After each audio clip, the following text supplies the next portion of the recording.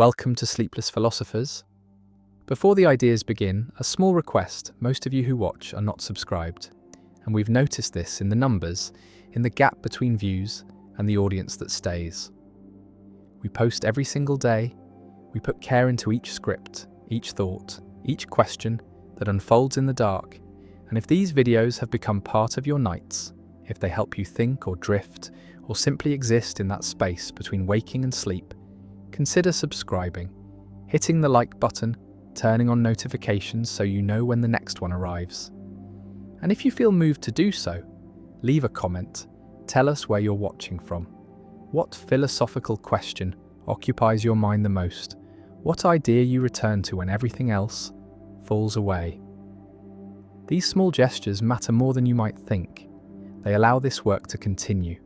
They allow these ideas to reach others like you, scattered across the world, awake in the quiet hours. Now the introduction ends and the philosophy begins. The illusion of pure presence.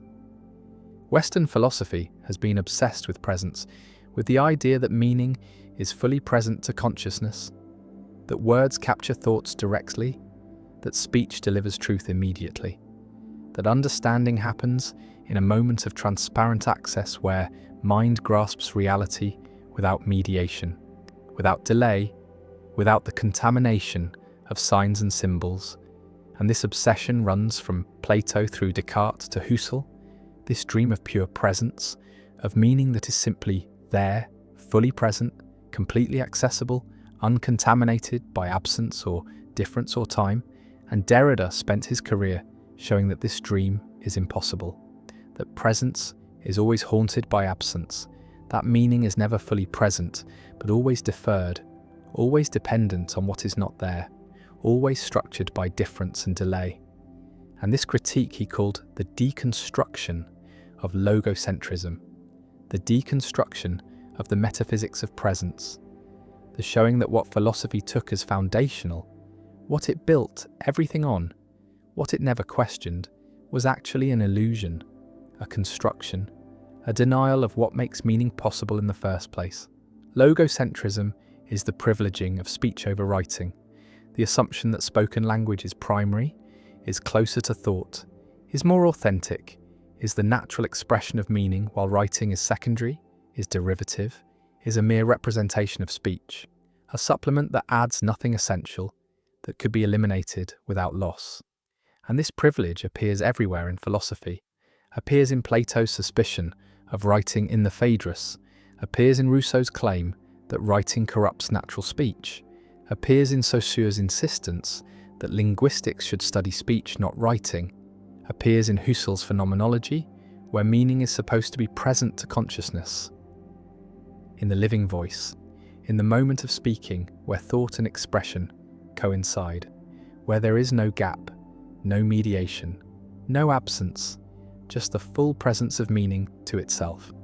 And Derrida argues that this entire structure is based on a mistake, that speech is not privileged, that it depends on the same structures of absence and difference that characterize writing, that the opposition between speech and writing is false, that what philosophy tried to exclude, tried to marginalize, tried to treat as secondary, is actually constitutive, is what makes meaning possible.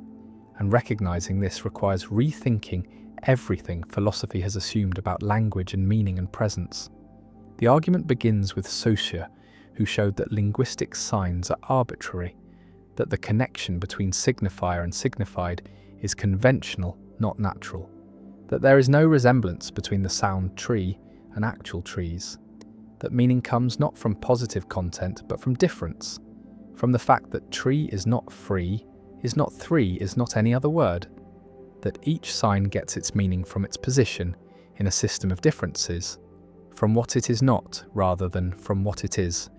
And this means meaning is never simply present in a sign, is never contained in it, is always dependent on absence, on all the other signs that are not present, but that structure, the meaning of this sign through their absence, through the differences that define the system. And if meaning comes from difference, then it comes from what is absent, comes from the traces of other signs, comes from a structure that cannot be present all at once, that exceeds any moment of presence.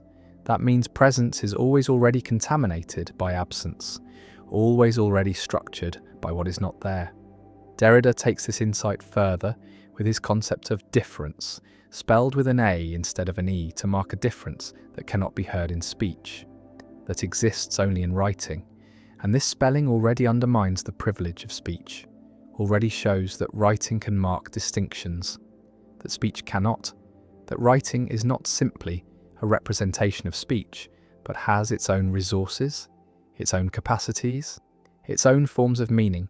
And difference is a neologism that combines two French verbs, differ a meaning to differ, and differ a meaning to differ. And Derrida uses this to capture the double movement of meaning. Meaning as difference. As we saw in Saussure, meaning comes from signs being different from each other, but also meaning as deferral. Meaning is never fully present because it always refers beyond itself, always points to other signs, always defers its completion, always postpones the full presence that philosophy dreams of. And this deferral is not an accident, not a limitation that could be overcome, but is the structure of meaning itself.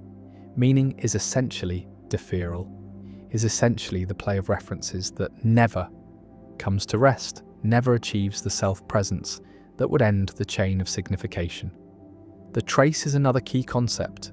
The trace is what remains of absence, is the mark that one sign leaves in another, is the way every sign is inhabited by what it is not, by all the differences that constitute it, and the trace is neither present nor absent, is the condition of both presence and absence, is what makes presence possible while preventing it from ever being pure. And philosophy has always tried to exclude the trace, tried to achieve pure presence, tried to eliminate mediation, tried to reach a point where thought and reality meet without the interference of signs. But this is impossible because thought is already sign, is already mediation, is already structured by difference and deferral and trace. And the dream of pure presence is the dream of a meaning that is not meaning, of a thought that is not thought, of a consciousness that transcends its own conditions of possibility. And this is why the dream always fails, why philosophy keeps encountering the same problems, why every attempt to ground meaning in presence leads to paradox and aporia, and the recognition that presence depends on what it tried to exclude. Husserl represents the culmination of the metaphysics of presence.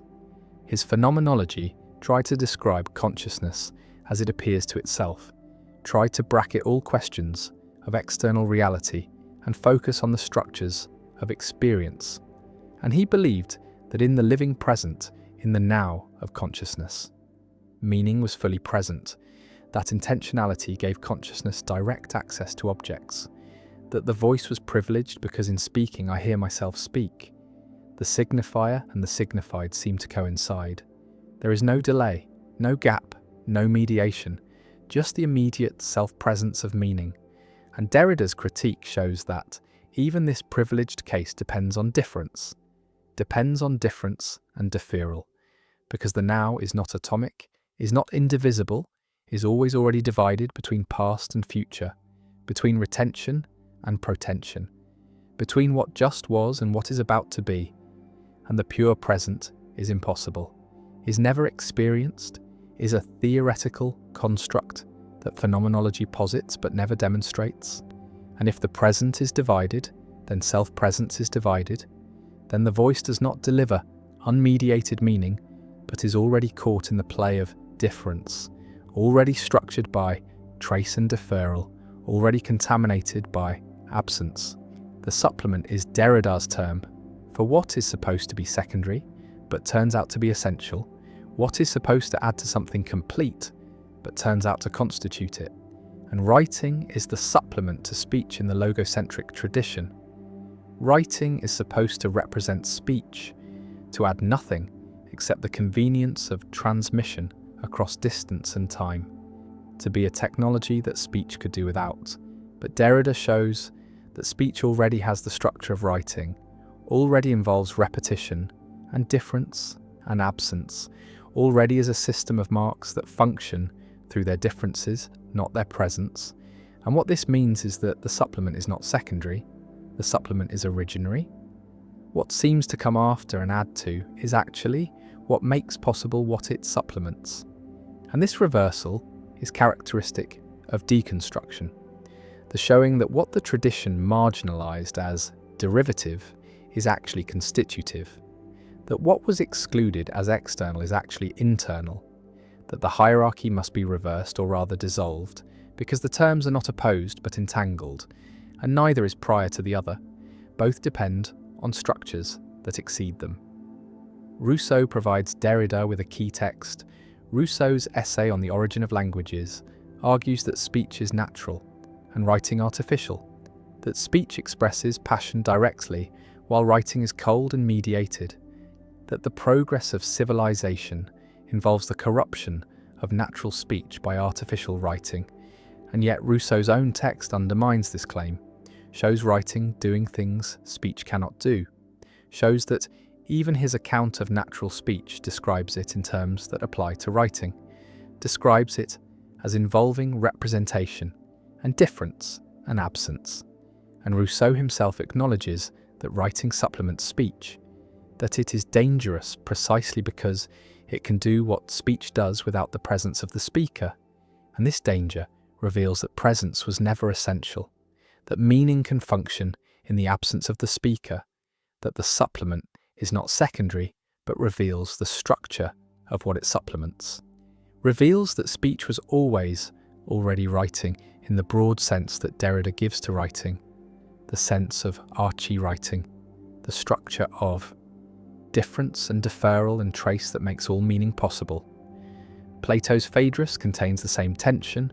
Socrates tells the story of Theuhi, who invented writing and offered it to the king as a gift that would improve memory, and the king rejected it, saying that writing would destroy memory, would make people dependent on external marks rather than internal knowledge, would substitute dead letters for living speech, and this criticism assumes that living speech is superior, that presence is better than absence, that memory should be internal, not external, but the dialogue itself is written, is a text that preserves Socrates' words in his absence, is writing that does what Socrates claims writing cannot do.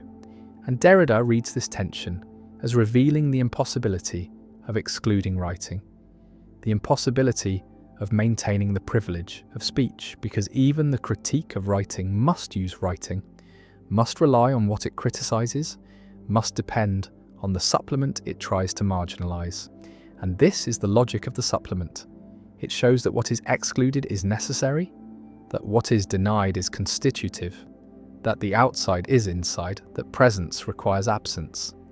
The implications of this for philosophy are profound, because philosophy has always sought foundations, has always tried to find something indubitable, something fully present, something that could ground knowledge without itself needing ground.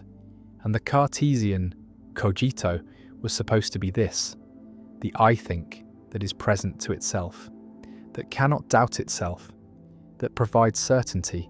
But Derrida shows that even the cogito depends on language, depends on signs, depends on the repeatability of the I that makes it not fully singular, not fully present, because if I is a sign, then it functions only through its repeatability, only through its ability to be used again in different contexts.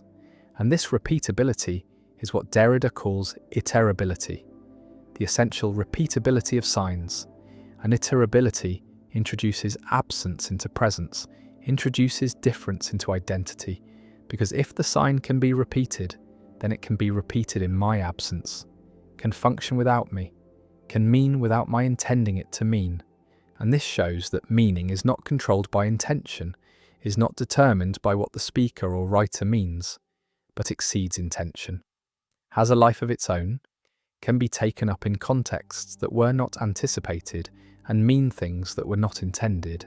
And this is why deconstruction can find meanings in texts that authors did not intend, can show texts undermining their own claims, can reveal tensions and contradictions that were not deliberate but that are nonetheless there in the text. And this is not misreading, not imposing meaning on the text, but is close reading, is a tension to what the text says beyond what it means to say, is following the logic of the text further than the author followed it.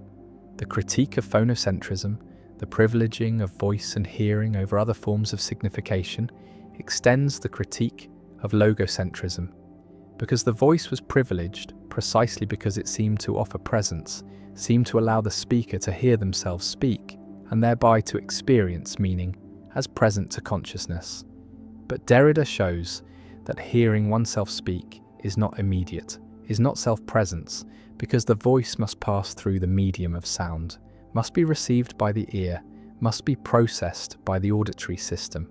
And all of this introduces delay, introduces difference, introduces the trace, and the illusion of immediacy is just that, an illusion, a denial of the mediation that actually occurs. And if speech is mediated, then it is no different in principle from writing. Both are systems of marks that function through difference. Both involve absence and deferral. Both depend on structures that exceed presence, and the privilege of speech is revealed as metaphysical prejudice, as commitment to presence that cannot be sustained, as logocentrism. Meaning as deferred implies that meaning is never fully achieved, never complete, never final, because every attempt to state what something means requires more signs, requires more words, requires explanations that themselves require explanation. And this is not a failure, not a lack, but is the condition of meaning. Meaning is essentially open, essentially unfinished, essentially exceeds any attempt to pin it down, and interpretation is therefore infinite. Not because meanings are arbitrary, but because meanings are inexhaustible, because every text can be read in multiple ways, can support multiple interpretations, not because anything goes, but because the text itself is structured by difference, is itself a play of differences that no single reading can master. And this does not make interpretation hopeless, but makes it necessary, makes it an ongoing task, makes it something that cannot be completed but must be continually undertaken. The political implications are significant because deconstruction reveals that all binary oppositions, all hierarchies, all claims to pure presence or pure identity are unstable, are constructed, are maintained through exclusion and denial. And this applies to oppositions like man/woman, white/non-white, straight/queer, rational/emotional, civilized/primitive, where one term is privileged and the other marginalized. And deconstruction shows that the privileged term depends on what it excludes, that identity depends on difference, that the center requires the margin, and this does not simply reverse the hierarchy, does not simply elevate what was marginalized, but shows that the hierarchy itself is unstable, that both terms are caught in a play of differences that prevents either from being pure or self-sufficient. And recognizing this opens possibilities for rethinking identity, for questioning foundations, for challenging power structures that present themselves as natural or necessary. And this is why deconstruction has been politically controversial, why it has been embraced by some as liberatory and attacked by others as nihilistic, why it continues to generate debate about whether undermining foundations strengthens or weakens resistance to injustice. Critics argue that deconstruction is self-refuting, that if all meaning is deferred, then deconstruction itself has no stable meaning, that if presence is impossible, then Derrida cannot mean what he says, cannot expect to be understood, cannot make claims that others can grasp. But this misses the point because deconstruction does not claim that meaning is impossible, does not deny that communication works, does not embrace skepticism or relativism. It claims only that meaning is not what philosophy thought it was, is not presence but deferral, is not self-sufficient but depends on difference. And this does not prevent communication, but explains how communication is possible, explains how signs can function in the absence of their origins, how text can be understood by readers who do not know the author, how meaning can survive contexts and travel across time and space. And all of this is possible because meaning is not tied to presence. because it depends on structures that exceed any moment of presence, because difference is not a limitation, but the condition of possibility, of meaning itself. Language shapes thought, shapes what can be conceived, what can be expressed, what can be hidden, and most languages allow hiding, allow the gap between what is thought and what is said, allow the performance of statements that do not correspond to internal states that present as true what is known to be false, that create the possibility of deception, of lying, of the mismatch between inner and outer that is fundamental to social existence as it is currently lived. But what if language did not allow this mismatch? What if the grammar itself prevented the expression of anything except what is actually believed? What is actually experienced? What is actually the case from the speaker's perspective? Not objective truth, which is unknowable, but subjective honesty, which is the correspondence between what is felt and what is said. And the correspondence would be mandatory, would be built into the structure of the language, into the syntax that determines what can be grammatically formed, what sentences are possible, and the possible would exclude any statement that the speaker does not believe, that does not match the speaker's internal state, that constitutes a lie. And lying would not be immoral in such a language, but would be impossible, would be ungrammatical, would be like trying to form a sentence that violates the rules of syntax, that cannot be uttered, not because it's forbidden, but because it's not a sentence in the language, is not something that the grammar allows, and the allowing is what determines what can be thought, what can be expressed, what can be communicated.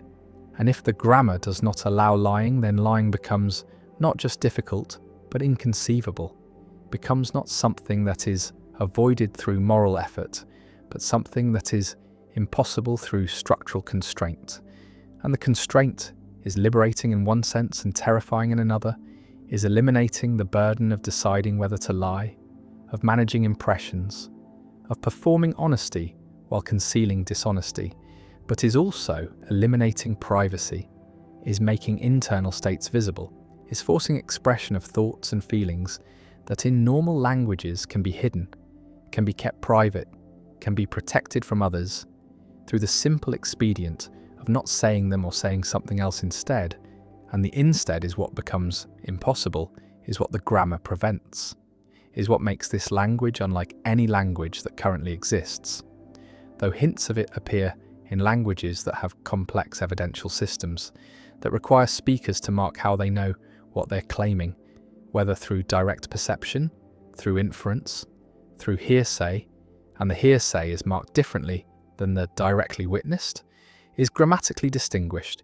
is making it impossible to claim direct knowledge of something that was only heard about, and the hearing about is different from the seeing, is marked as different, is forcing honesty about the source of information, about the reliability of knowledge, about the basis for claims, and the basis must be indicated, must be grammatically encoded, must be part of every statement, and this encoding is a constraint on lying, is making certain kinds of deception difficult, is revealing the grounds of knowledge, but is not eliminating lying entirely, is not preventing the claim that something was directly witnessed when it was not, is allowing the lie about the source, even if the source must be stated, but the language that makes lying impossible would go further, would not just require marking of evidentiality, but would make the marking automatic, would make it impossible to state anything that is not believed,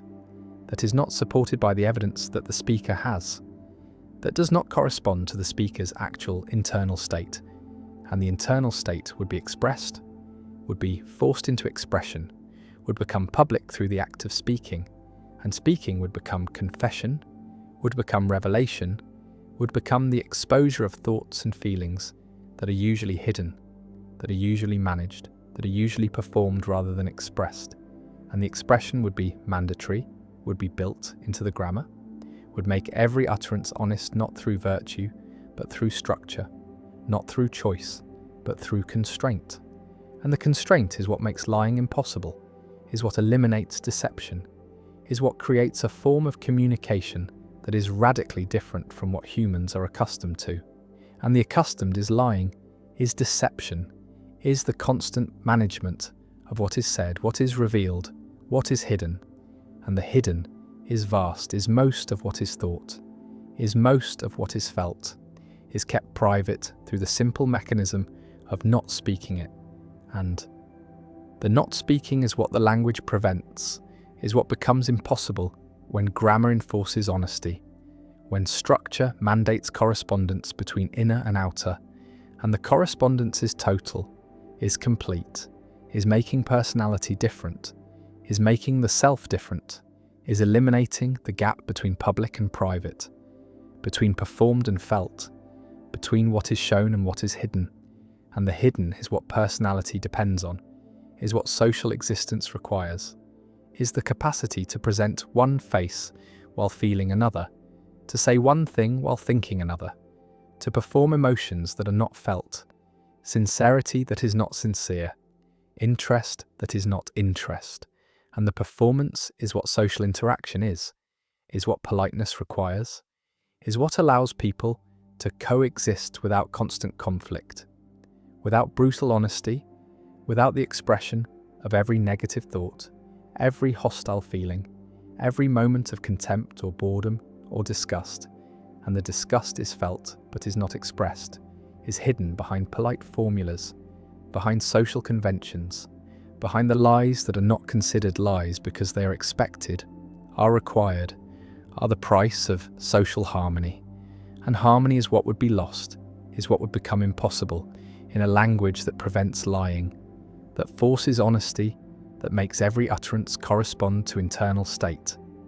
Because internal states are not harmonious, are not polite, are not socially appropriate, are often hostile, often judgmental, often incompatible with the smooth functioning of social interaction, and the interaction would become impossible, or would become very different, would require the development of new norms, new expectations, new ways of managing honesty that is mandatory, that cannot be avoided, that must be expressed whenever speech is used.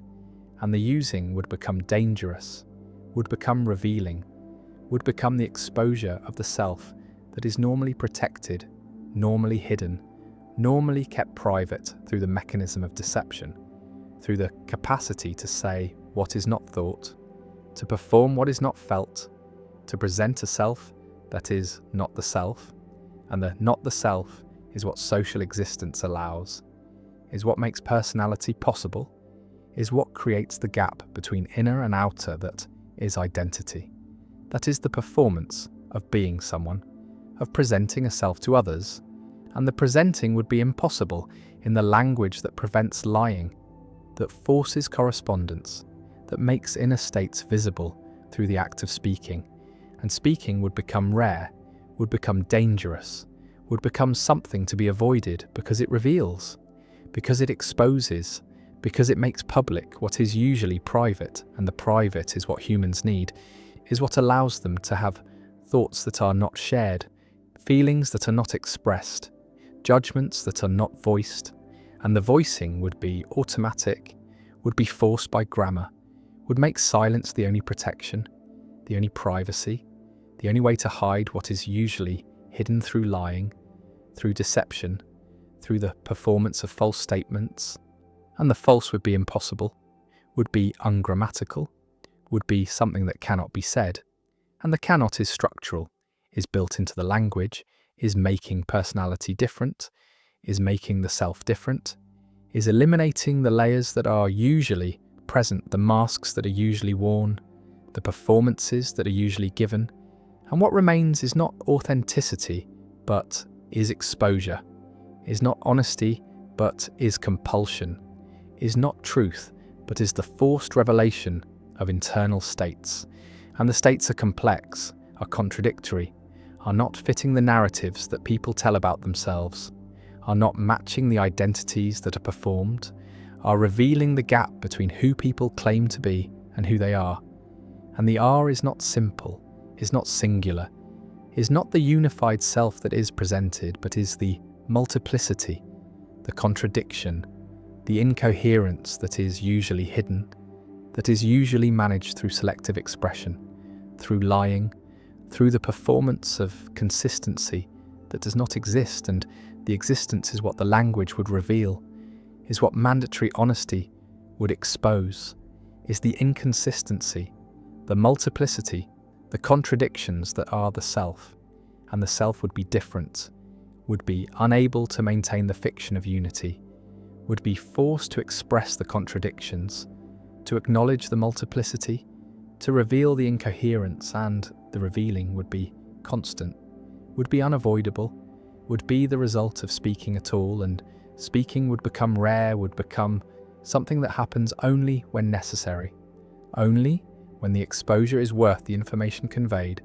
only when the revelation is acceptable, and the acceptable would be rare, would be limited to contexts where honesty is safe, where exposure does not create danger, does not produce conflict, does not destroy relationships. And relationships would be different, would be based on actual knowledge rather than on performance, on actual states rather than on presentations, on honesty that is forced rather than on lies that are chosen. And the chosen is what current relationships allow, is what makes them possible, is the capacity to select what is revealed, to manage what is expressed, to perform the self that is needed in each context, and the context would determine what is said, what is shown, what is hidden. But in the language that prevents lying, the hiding would be impossible, the selection would be impossible.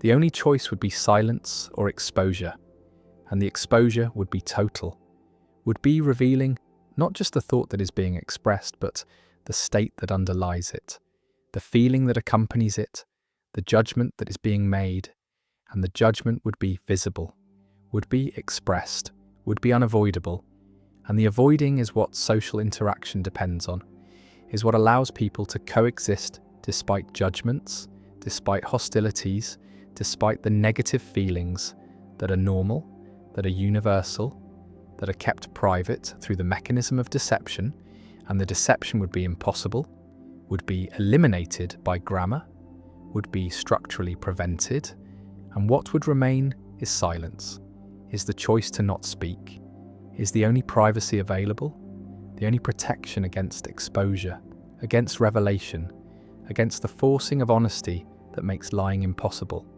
And impossible is what lying would be, is what deception would be, is what the language would achieve through structure, through grammar, through the rules that determine what can be said, and what can be said would be only what is actually the case, what is actually believed, what actually corresponds to internal state.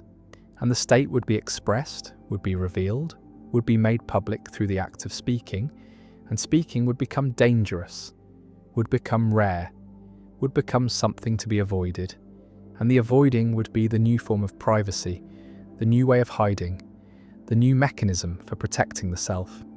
And the self would be different, would be unable to perform, unable to lie, unable to maintain the fictions that are identity, that are personality, that are the social self that is presented to others. And the others would know, would see, would be unable to be deceived.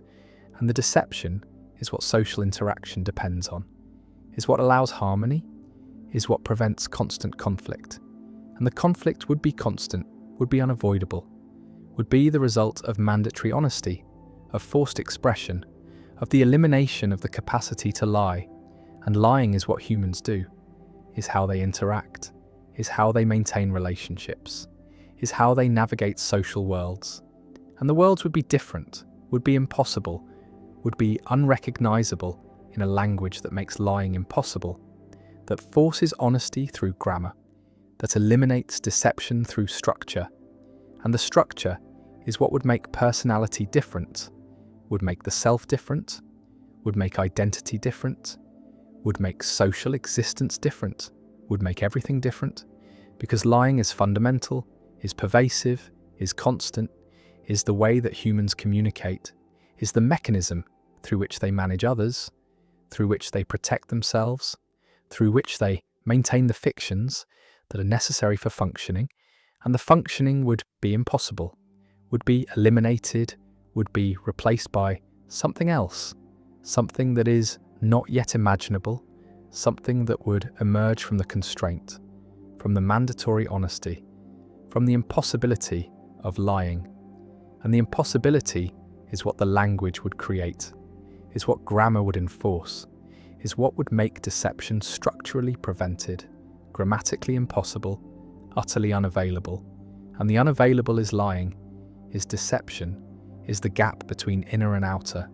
And the gap would close, would be eliminated, would be structurally prevented by a language that makes lying impossible, that forces honesty, that reveals internal states, that exposes the self, that eliminates privacy, that makes personality different, that makes identity different, that makes social existence different, that makes everything different. And the different is what would emerge, is what would result, is what a language that makes lying impossible would create. And the creating would be radical, would be transformative, would be making human existence unrecognizable, would be eliminating the deception. That is fundamental, that is pervasive, that is constant, that is the way humans communicate, and the communication would be different, would be based on honesty that is forced, on expression that is mandatory, on revelation that is unavoidable, and the unavoidable is what makes lying impossible, is what grammar enforces, is what structure mandates, is what a language could do, could create, could impose.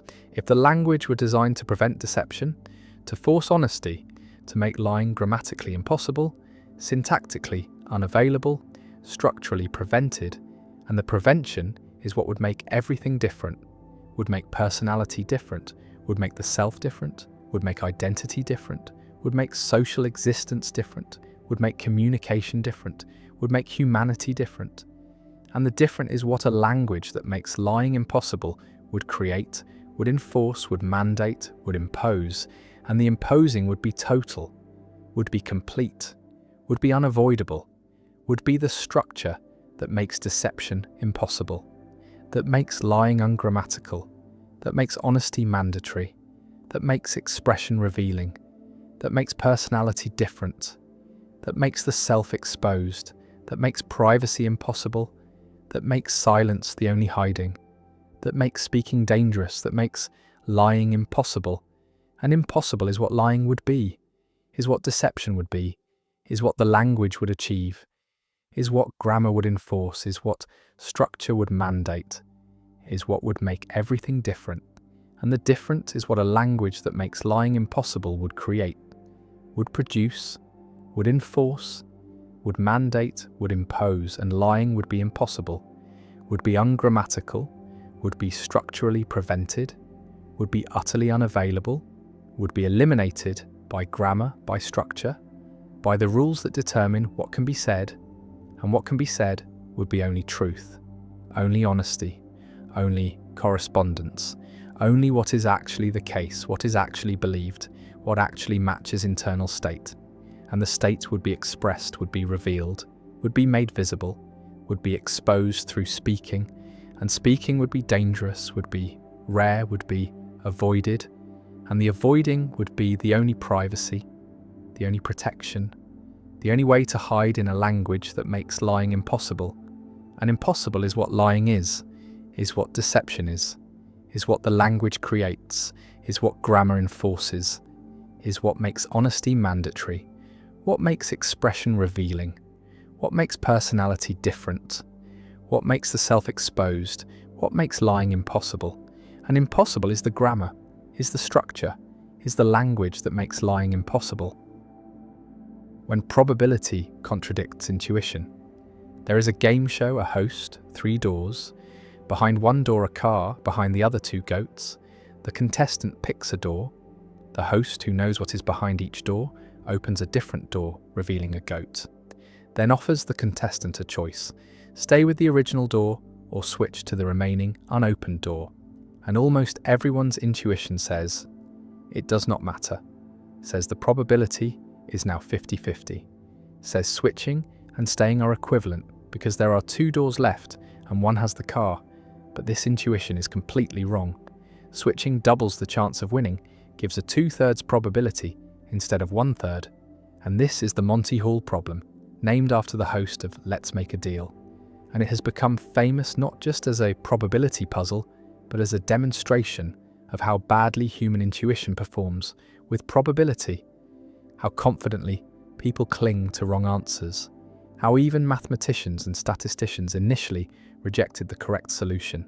And this raises deep questions about rationality, about whether humans are capable of probabilistic reasoning, about whether intuition can be trusted in any domain, about what it means to be rational if rationality requires calculations that almost no one can perform.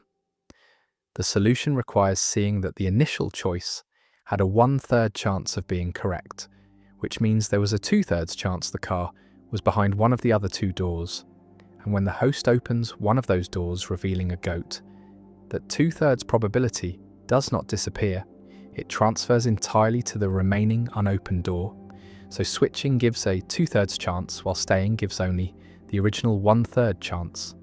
And this can be proven mathematically, can be demonstrated through computer simulation, can be explained through careful reasoning about conditional probability, but none of this stops people from insisting the answer must be 50-50, from rejecting the correct solution as absurd, from trusting their intuition over the mathematics.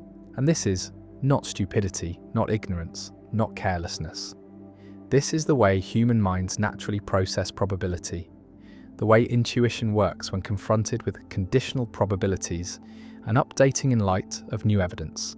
And the fact that intuition gets it wrong reveals something troubling about human rationality, about the gap between how we think we reason and how we actually reason, about the possibility that many of our confident judgments about probability are as wrong as the intuition that switching does not matter. Bayesian epistemology takes probability as fundamental to rational belief, says that beliefs should be assigned degrees of confidence, that these degrees should obey the probability calculus, that they should update through Bayes' theorem when new evidence arrives. And this seems like the right way to think about belief, seems to capture how science works, how learning happens, how rational agents should respond to evidence. But the Monty Hall problem shows that humans are not natural Bayesians, do not intuitively update probabilities correctly, do not automatically apply Bayes' theorem, do not even recognize when a situation calls for probabilistic reasoning rather than simple counting. And if this is true, then Bayesian epistemology is not a description of how humans actually reason, but a normative standard that almost no one meets, an ideal that is psychologically unrealistic, a requirement for rationality that makes rationality impossible for creatures like us. Kahneman and Tversky spent decades documenting the ways human probability judgments deviate from normative standards. The base rate neglect, where people ignore prior probabilities. The conjunction fallacy, where people judge conjunctions more probable than their components. The availability heuristic, where people estimate probability based on how easily examples come to mind. And these are not occasional errors, but systematic biases. Not mistakes that education eliminates, but deep features of human cognition that persist, even in experts, even in people who understand probability theory, even in situations where people are explicitly trying to reason correctly. And this research suggests that human minds are not built for probability, that our intuitions evolved for different problems, for quick judgments in environments where exact probabilities were unknown and unknowable, where rough heuristics that usually worked were better than precise calculations that took too long. And these heuristics still dominate our thinking, still produce judgments that feel right even when they are mathematically wrong. And the question is whether we should try to override these intuitions, should try to become more Bayesian, should train ourselves to calculate rather than intuit, or whether we should accept that humans are not and cannot be perfectly rational in the Bayesian sense, should build theories of rationality that fit how we actually think, rather than demanding we think in ways that are psychologically impossible. The reference class problem makes this even more difficult, because applying probability requires knowing what reference class to use, what group of similar cases to draw on when estimating probability, and there is often no unique right answer. Many reference classes are possible. They give different probabilities, and there is no mechanical rule for choosing among them. Only judgment, only intuition, only the same kind of thinking that gets Monty Hall wrong. And this means that even if humans could perfectly apply Bayes' theorem, even if we could update probabilities flawlessly, we would still face the problem of choosing which probabilities to start with, which reference class to use, which background assumptions to make. And these choices are not themselves governed by probability theory, are not mechanical, are not subject to the kind of rational constraint that Bayesianism promises. And this suggests that probabilistic rationality cannot be purely computational, cannot be reduced to algorithms, cannot eliminate the need for judgment that might be right or wrong in ways that transcend calculation. Subjective Bayesianism tries to handle this by saying that prior probabilities are subjective, are personal degrees of confidence that can differ between rational agents.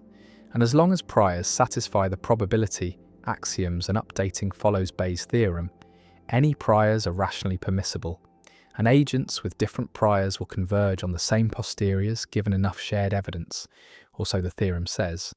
But this convergence can take a very long time, can require more evidence than is ever available. And in the meantime, agents with different priors will reach different conclusions, will make different predictions, will act differently, and there is no rational way to adjudicate between them. No standard that says one set of priors is better than another. No requirement beyond internal consistency, and this seems too permissive, seems to make rationality trivial, seems to allow anything as rational as long as it obeys the probability calculus. And conspiracy theorists obey the probability calculus. They just have different priors. They assign high probability to things most people assign low probability to, and they update on evidence in their own way. And by subjective Bayesian standards, they might be perfectly rational, just starting from different priors. And this cannot be right. This is not what rationality means. There must be some constraint on priors, some requirement beyond consistency, some standard that distinguishes reasonable from unreasonable starting points. But what that standard is, how to specify it, how to justify it without circularity, these questions have no clear answer. Objective Bayesianism tries to solve this by saying there are objective priors, that some probability assignments are privileged by logic or symmetry or information theory, that the principle of indifference or maximum entropy or some other principle determines what priors rationality requires. But each of these principles faces problems. The principle of indifference leads to paradoxes when applied to continuous quantities or overlapping partitions. Maximum entropy requires choosing a measure, and different measures give different entropies, and none of these principles seems to capture what we pre-theoretically think rationality requires. None of them vindicates our intuitive judgments about which beliefs are reasonable. And this suggests that the project of grounding probability in pure logic or symmetry has failed, that probability is not a priori but depends on empirical facts, on the actual frequencies in the world, on the causal structure of reality. And this leads back to frequentism, to the view that probabilities are objective features of the world, are long-run frequencies or propensities or chances built into the physical processes. But frequentism faces its own problems. The reference class problem returns, the problem of single cases where frequency makes no sense, the problem that different sequences can have the same frequency but seem to have different probabilities, and the debate between subjective and objective interpretations of probability remains unresolved. Remains one of the deepest puzzles in philosophy of science and epistemology, remains a place where intuition gives conflicting verdicts, and mathematics does not uniquely determine the right answer.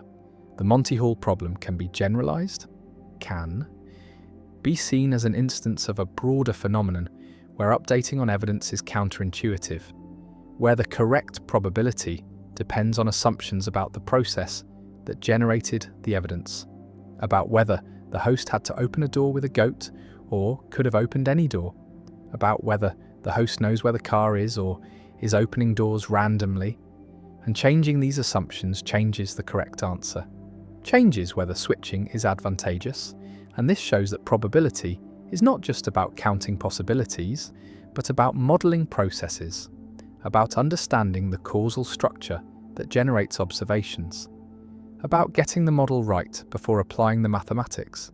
And humans are bad at this, bad at seeing which model applies, bad at noticing when assumptions have changed, bad at tracking the difference between probability given this model and probability given that model.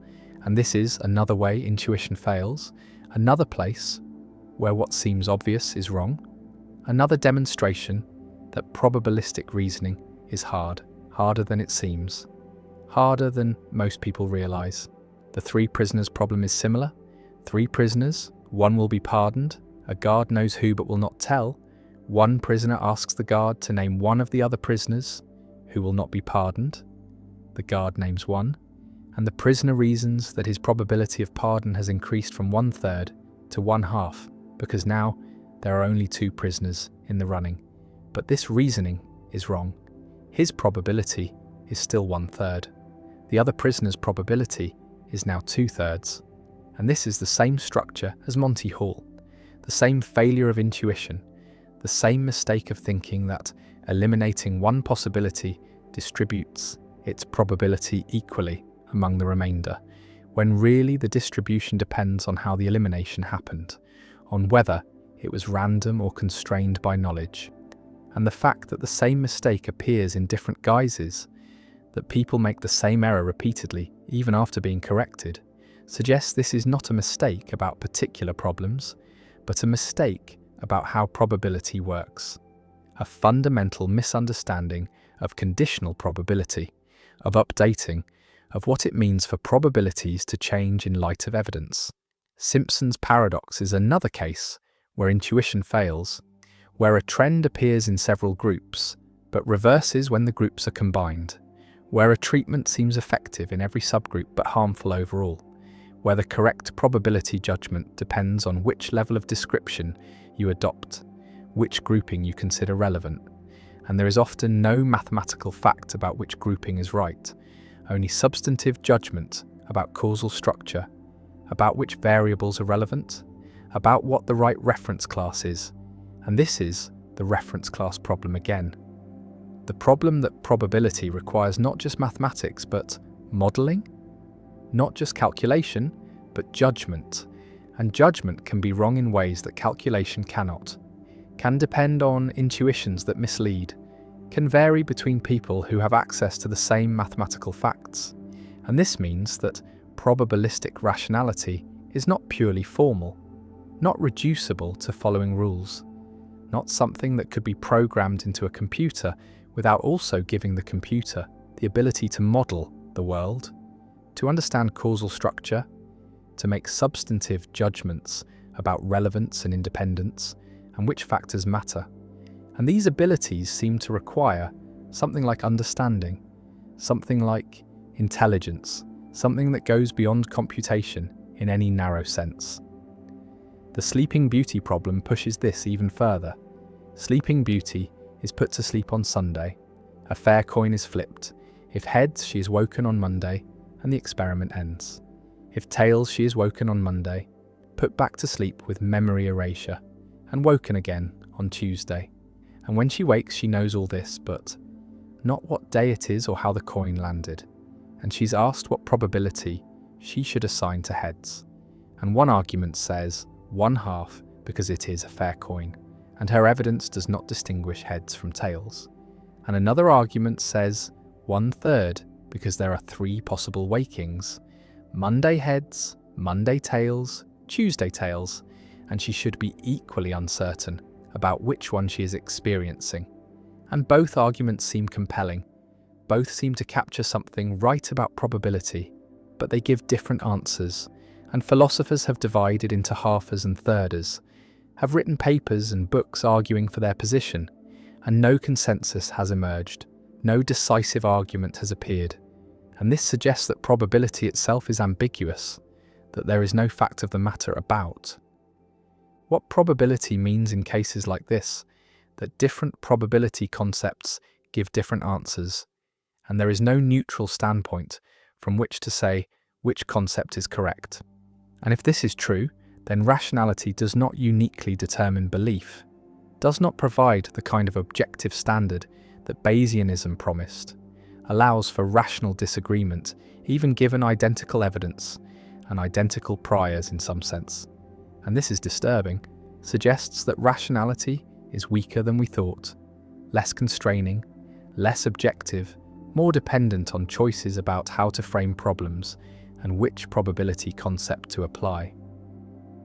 The fine-tuning argument in philosophy of religion uses probability reasoning that many find suspicious, claims that the probability of a life-permitting universe is extremely low on naturalism, but not as low on theism, and therefore the existence of a life-permitting universe is evidence for theism. And this argument has the structure of Bayesian inference, has priors and likelihoods, and posteriors, but the probabilities involved seem impossible to specify, seem to require knowing about the space of possible universes and the probability distribution over them, and whether such probabilities even make sense. And skeptics argue that the argument trades on intuitions about probability that are as unreliable as the intuition that switching does not matter in Monty Hall, that it smuggles in assumptions through choices about reference classes, that it treats unknown probabilities as if they were 50-50 when there is no justification for this, and defenders argue that this is the only way to reason about such questions. That probability is the language of uncertainty, and if we cannot use probability, we cannot reason about unlikely events at all. And both sides seem right in some sense. Both seem to be pointing to real problems, and the debate remains unresolved because there is no agreed standard for when probability reasoning applies, for what makes a probability assignment reasonable, for how to choose reference classes in novel situations. The anthropic principle raises similar issues. The observation that we exist as observers places constraints on what we can observe. We cannot observe universes that do not permit observers, and this truism has been turned into arguments about probability, about whether observer selection effects should change our credences, about whether the fact that we are here is evidence for multiverse theories or fine-tuning or something else, and different formulations of the anthropic principle give different answers. The self-sampling assumption says you should reason as if you are a random sample from all observers.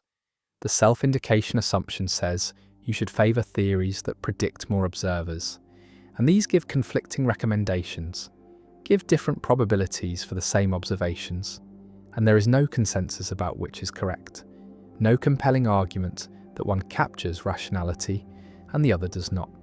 And this is another instance of the general problem, that probability reasoning requires background assumptions, requires choices about how to set up the problem, and these choices are not dictated by probability theory itself, are not mechanical, are not subject to the kind of objective, rational constraint that would make probabilistic epistemology a complete theory of rational belief. The possibility remains that human intuition about probability, despite being systematically wrong in many cases, is right in some deeper sense, is adapted to a different kind of rationality than mathematical probability captures, is tuned to ecological rather than abstract problems, to frequencies encountered in real environments rather than to single-case probabilities in artificial puzzles.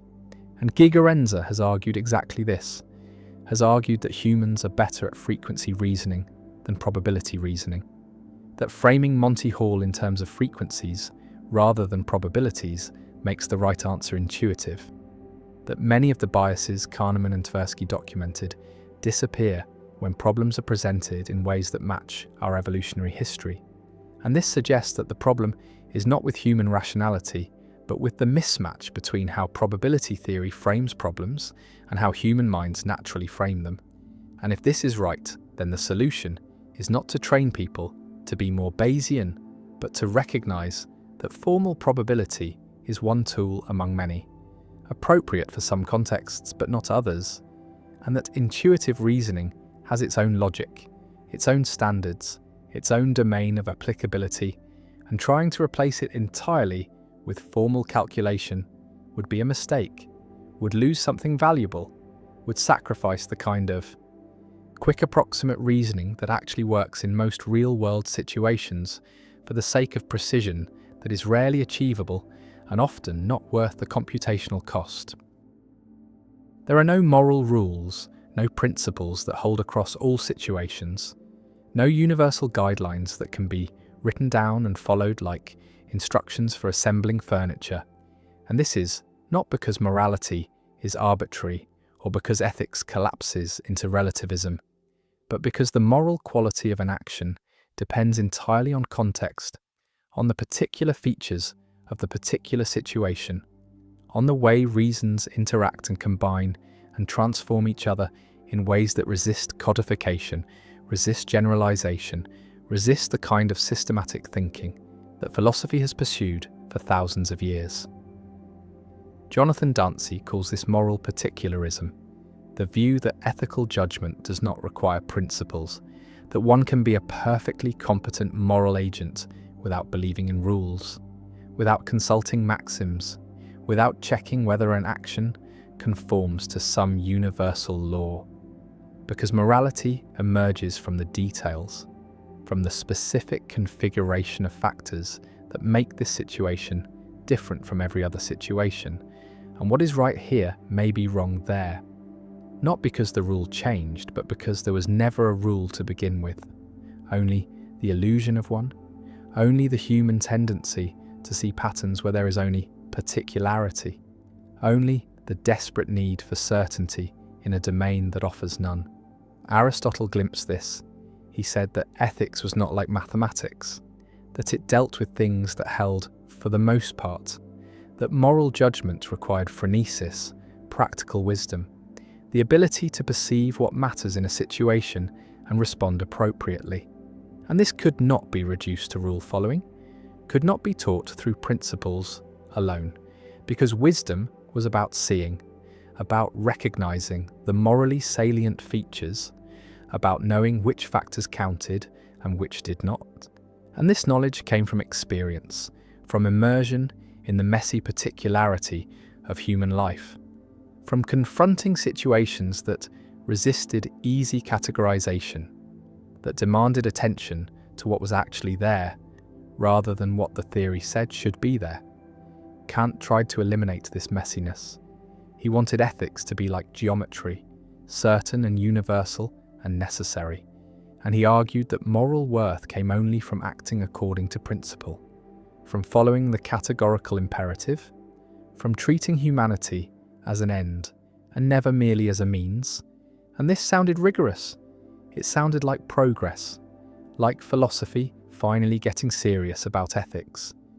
But Dancy argues that Kant's entire project was misconceived, that the search for moral principles was a mistake from the start, that principles do not capture what matters morally.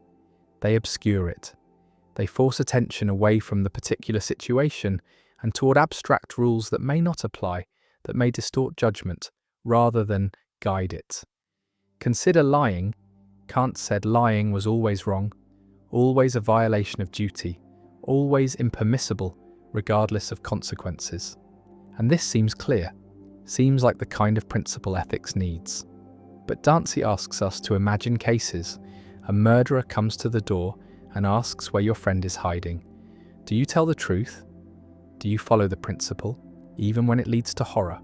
And Kant, remarkably, said that lying was wrong, even here, even when truth enables murder. And this is where the principle reveals its inadequacy, its blindness to context, its inability to track what actually matters in the situation, which is not the abstract wrongness of lying, but the concrete reality of a life in danger, of a choice between honesty and complicity in violence. Mill tried to fix this with consequentialism, with the principle of utility, the idea that actions are right insofar as they promote happiness and wrong insofar as they promote suffering, and this seems more flexible, more sensitive to outcomes, more attuned to what actually matters. But Dancy argues that consequentialism is just another form of generalism, another attempt to reduce morality to a principle. And the principle fails in the same way. It forces all situations through a single lens. It demands that everything be translated into units of pleasure and pain. It ignores the particular features that make one situation different from another, the commitments and relationships and histories that shape what is owed to whom, that make some considerations relevant and others not. And no principle can capture this. No rule can account for the holism of reasons, the way moral factors interact in ways that are not additive, not combinable according to fixed formulas, but emergent, context-dependent, irreducibly particular. The holism of reasons is Dancy's central insight, the idea that a feature that counts in favour of an action in one context might count against it in another, or might be morally neutral in a third. And this is not because the principle changed, but because there is no principle, only the way reasons function in concrete situations. Consider pleasure. It seems like a good-making feature, something that counts in favour of an action, but the pleasure taken in another's suffering is not good, it is contemptible. It transforms what might have been a reason into something else entirely, and this transformation is not rule-governed. It emerges from the particular configuration of features, from the relationship between pleasure and cruelty, between satisfaction and harm. And no principle can predict this in advance. No rule can tell you when pleasure counts positively and when it does not, because the answer depends on details that resist formalization, that require attention to the specific case, to the particular way elements combine and interact and generate moral significance. Ross saw this problem and tried to solve it with prima facie duties, with the idea that principles hold other things being equal, that there are multiple duties that can conflict, and when they conflict one must judge which is weightier in the particular situation. And this seems like a compromise between generalism and particularism, a way to preserve principles while acknowledging context. But Dancy argues that prima facie duties do not solve the problem, they only relocate it, because the judgment of which duty is weightier is itself particularist. It requires attention to the specific features of the situation. It requires exactly the kind of moral perception that particularism emphasizes. And if that perception is doing all the work, if the real moral judgment happens when deciding between competing duties, then the principles are not guiding action. They are just labels for types of considerations, and the substantive work is being done by particularist judgment, by the ability to see what matters here and now, not by consulting rules, but by attending to reality. Hare tried to rescue generalism with supervenience, with the idea that if two situations are identical in their natural properties, they must be identical in their moral properties, that moral facts supervene on natural facts. And this seems right. It seems like a minimal constraint on moral judgment, that one cannot say this action is right, and that action is wrong if they are exactly the same in every non-moral respect. But Dancy accepts supervenience while denying that it entails generalism, because supervenience is just the claim that morality is not arbitrary, that it tracks features of situations, but it does not follow that those features function according to principles, that they behave the same way in every context, that they can be codified into rules. And this is the crucial distinction between the idea that morality is reason-responsive, that it answers to facts about situations, and the idea that it is principle-based, that it can be systematized into universal laws. And Dancy argues that the first is true and the second is false, that ethics is responsive to reasons without being governed by principles, that judgment can be rational without being rule-following, that one can give explanations for moral claims without appealing to generalizations. This seems strange. It seems like judgment without principles must be arbitrary, must be mere intuition, mere feeling, mere subjective response. And this is the standard objection to particularism, the charge that it collapses into relativism or emotivism or some form of irrationalism. But Dance insists that particularist judgment is rational, that it can be defended, can be explained, can be argued for. But the defense does not take the form of deriving the judgment from a principle.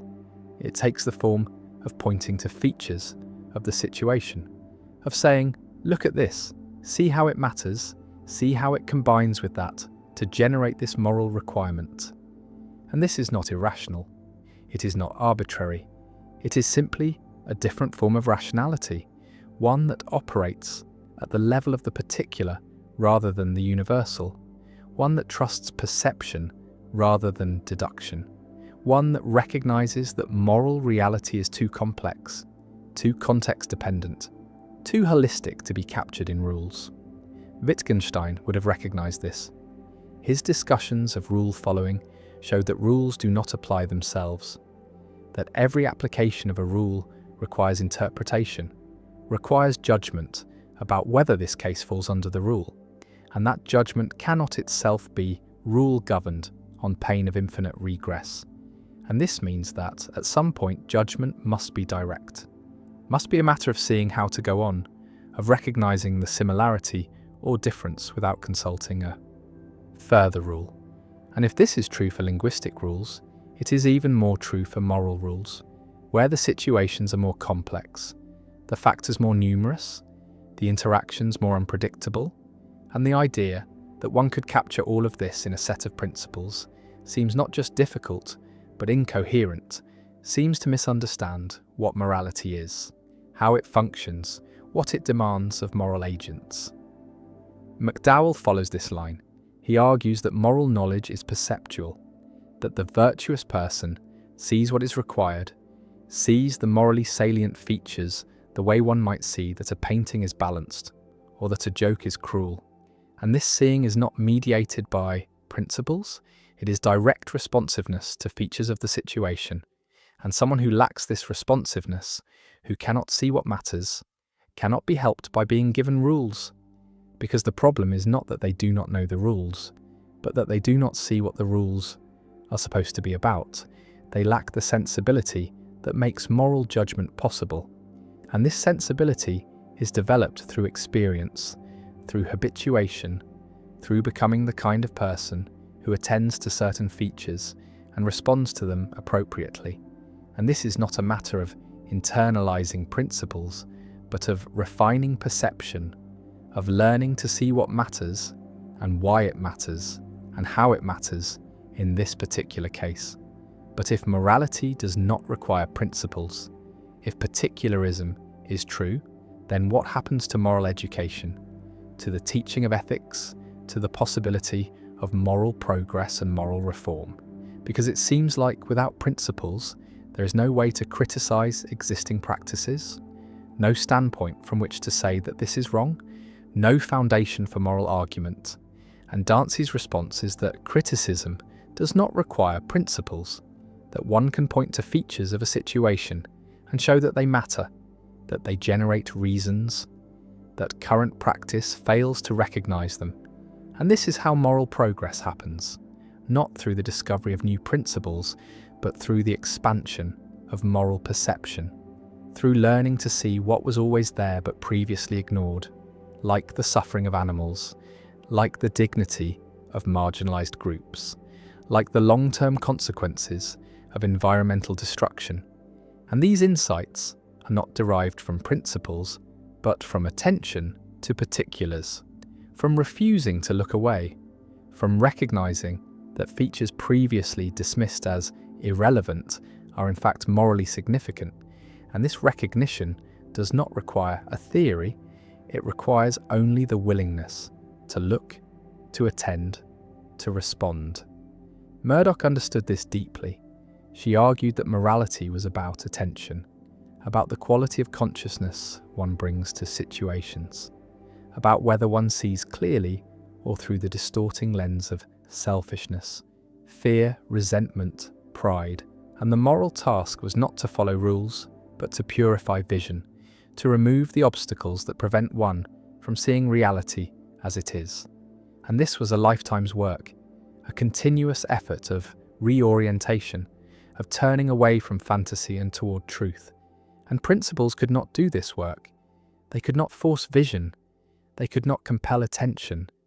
They were at best crude summaries of what attentive people had noticed, and at worst they were substitutes for attention, shortcuts that allowed people to think they were being moral without actually looking at what was in front of them, without confronting the particular human being, the particular situation, the particular constellation of factors that demanded response. Levinas took this even further. He argued that ethics began not with principles, but with the face of the other, with the encounter that precedes all theory, all system, all generalization, and the face makes a demand, a wordless claim that cannot be ignored, cannot be systematized, cannot be reduced to rules, and responsibility emerges in that encounter, not from duty, not from utility, not from virtue, but from the sheer fact of the other's vulnerability, the other's dependence, the other's irreplaceable singularity. And every attempt to capture this in principles misses what matters, abstracts away the particular person standing before you, replaces the face with a category, replaces the singular with the general. And this is not ethical thinking, but it's evasion, not responsibility, but the flight from responsibility into the comfort of rules that tell you what to do. So you do not have to look, do not have to see, do not have to respond to what is actually there. Yet the pull toward principles persists, the need to generalize, to systematize, to find order in the chaos of moral life. And this need is not irrational. It reflects something deep in human cognition, the tendency to abstract, to categorize, to find patterns, and in many domains this serves us well. Science progresses through generalization, through finding laws that apply across cases, through ignoring particularity in favor of universality. But Dancy argues that ethics is not like science, that moral properties do not behave like natural properties, that the search for moral laws is misguided not because we have not found them yet, but because they do not exist, because the moral domain is constitutively particular, irreducibly context-dependent, resistant to the kind of systematization that works elsewhere. This does not mean ethics is subjective, does not mean moral judgments are arbitrary, does not mean anything goes. It means only that moral truth is complex, that it emerges from the interplay of factors in particular situations, that it requires attention and judgment rather than calculation and rule following. And the person who wants certainty, who wants an algorithm for ethics, who wants to know in advance what the right answer is asking for something ethics cannot provide. Not because ethics is deficient, but because that is not what ethics is, not what it has ever been, not what it could be without ceasing to be about the messy, complicated, particular reality of human life. The implications of this extend into every corner of moral philosophy, into debates about action and character, about consequentialism and deontology, about the nature of reasons and the structure of normativity. Because if particularism is true, then the entire framework of traditional ethics must be reconsidered, the search for supreme principles abandoned, the hope for moral certainty relinquished, the dream of ethics as a deductive science dissolved, and what replaces it is something humbler, something more difficult, something that requires not cleverness but wisdom, not logic but perception, not theory but attention to the infinite complexity of actual situations. And this is harder, requires more from moral agents, demands that they develop sensitivity rather than memorize rules, that they cultivate character rather than learn formulas, that they become the kind of people who can see what matters rather than the kind who can apply principles.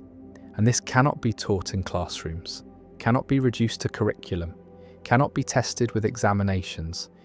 It requires living, requires experience, requires the slow accumulation of cases and responses and reflections that gradually shape perception, that refine judgment, that make one capable of navigating moral reality without the crutch of principles. Consider promising. It seems like a clear case for principles. You ought to keep your promises. Seems as close to a moral rule as anything gets. And yet even here context intrudes. A promise made under duress does not bind. A promise to do something immoral should be broken. A promise that circumstances have rendered impossible does not generate obligation. And the more one examines promising, the more exceptions appear, the more qualifications are needed. And at some point the principle becomes so hedged with caveats that it ceases to be a principle at all. It becomes merely a placeholder, a reminder that promises generally matter. But the real work is done by judgment, by the ability to see which features of this particular promise are morally relevant, whether it was freely given, whether circumstances have changed, whether keeping it would cause harm, whether breaking it would violate trust. And these considerations do not combine according to a formula. They do not add up mechanically. They interact holistically, each modifying the significance of the others. And the person who simply applies a rule about promise keeping without attending to these particulars is not being moral. They're being obtuse. They are substituting mechanical rule following for genuine ethical response. The same pattern appears everywhere, in questions of truth-telling and confidentiality, of loyalty and fairness, of care and justice. Every apparent principle dissolves under scrutiny into a complex web of context, dependent considerations, and the moral agent must navigate this web without a map, must see what matters without consulting a guidebook, must respond to reality as it is rather than as theories say it should be. And this is difficult. This is uncertain. This leaves room for disagreement and error, but it is also more honest, more true to actual moral experience, more respectful of the complexity of human life than any theory that tries to reduce ethics to a set of rules that can be mechanically applied. Nietzsche saw the damage that moral principles could do, the way they flattened life, reduced rich particular situations to instances of abstract categories, forced living, breathing human interactions into rigid molds. And he attacked what he called slave morality, the morality of rules and duties and universal principles. Not because he thought ethics was impossible, but because he thought this kind of ethics was life-denying. It served the weak at the expense of the strong. It suppressed excellence in favor of equality. It demanded conformity rather than creativity. And true morality, Nietzsche thought, would be particular, would be about the individual creating their own values in response to their own situation, about saying yes to life in all its particularity rather than subjecting it to the tyranny of universal laws. And while Dantzi would not follow Nietzsche all the way into this radical individualism, there is something shared here, a recognition that principles can be oppressive, that they can prevent genuine moral response, that attention to particulars is not a failure of ethics but its essence. Yet there remains the worry about disagreement, because if morality is not governed by principles, then what happens when people disagree? How can disputes be resolved? What court of appeal exists? And the generalist thinks principles solve this? That if both parties accept the same principles, they can reason their way to agreement. But this assumes that moral disagreement is always about the application of shared principles, and often it is not. Often people disagree about what matters, about which features are salient, about how considerations combine. And in these cases, principles do not help. They just disguise the disagreement, make it look like a technical dispute about application, when really it is a substantive dispute about perception. And the particularist accepts this, accepts that some disagreements cannot be resolved by argument, that they reflect different ways of seeing, different sensibilities, different forms of attention. And this is not relativism, because it does not deny that one view might be right and the other wrong. It just denies that the rightness can always be demonstrated through principles, that it can always be made compelling to someone who does not already see what matters. And this means that moral education is not about teaching principles, but about training perception, about learning to see what the virtuous person sees. And this is slow, difficult, uncertain work, but it is the only work that matters, the only work that produces genuine moral agents, rather than rule followers who think ethics is about checking boxes and following procedures. The legal system provides a useful contrast, because law requires principles, requires rules that can be codified and applied consistently, requires the ability to determine guilt and innocence through procedures rather than perception. And this is appropriate for law because law serves different purposes. It needs predictability, needs equality before the rules, needs the ability to hold people accountable in ways that do not depend on individual judgment. But morality is not law. Moral judgment is not legal judgment. And the attempt to make morality like law, to replace wisdom with rules, to substitute codification for perception, is a category mistake. It imports into ethics standards that belong elsewhere, that serve different purposes, that distort what morality is actually about, which is responding appropriately to particular situations rather than applying general rules, which is seeing what matters rather than calculating what is required, which is being a certain kind of person rather than following a certain kind of procedure. Pain does not end with the person who experiences it, does not die with the body that carried it, but persists, transmits, moves through generations like a current that flows beneath consciousness, shaping those who come after in ways they do not understand, in ways they cannot name. And this transmission is not metaphorical, is not merely the passing of stories or the modelling of behaviour, though it includes those things, but is written into biology, into the methylation patterns on genes, into the expression profiles that determine which parts of the genetic code are active and which are silenced. And the silencing is not random, is not arbitrary, but is responsive to experience, to environment, to the stresses that the organism faces.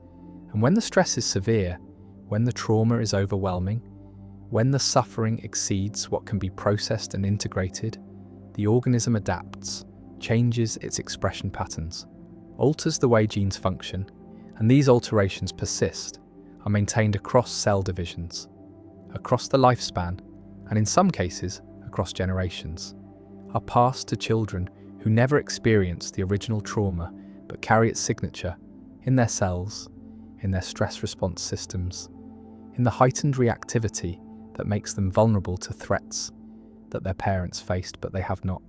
And the vulnerability is not chosen, is not learned, is inherited, is biological, is the body remembering what the mind never knew.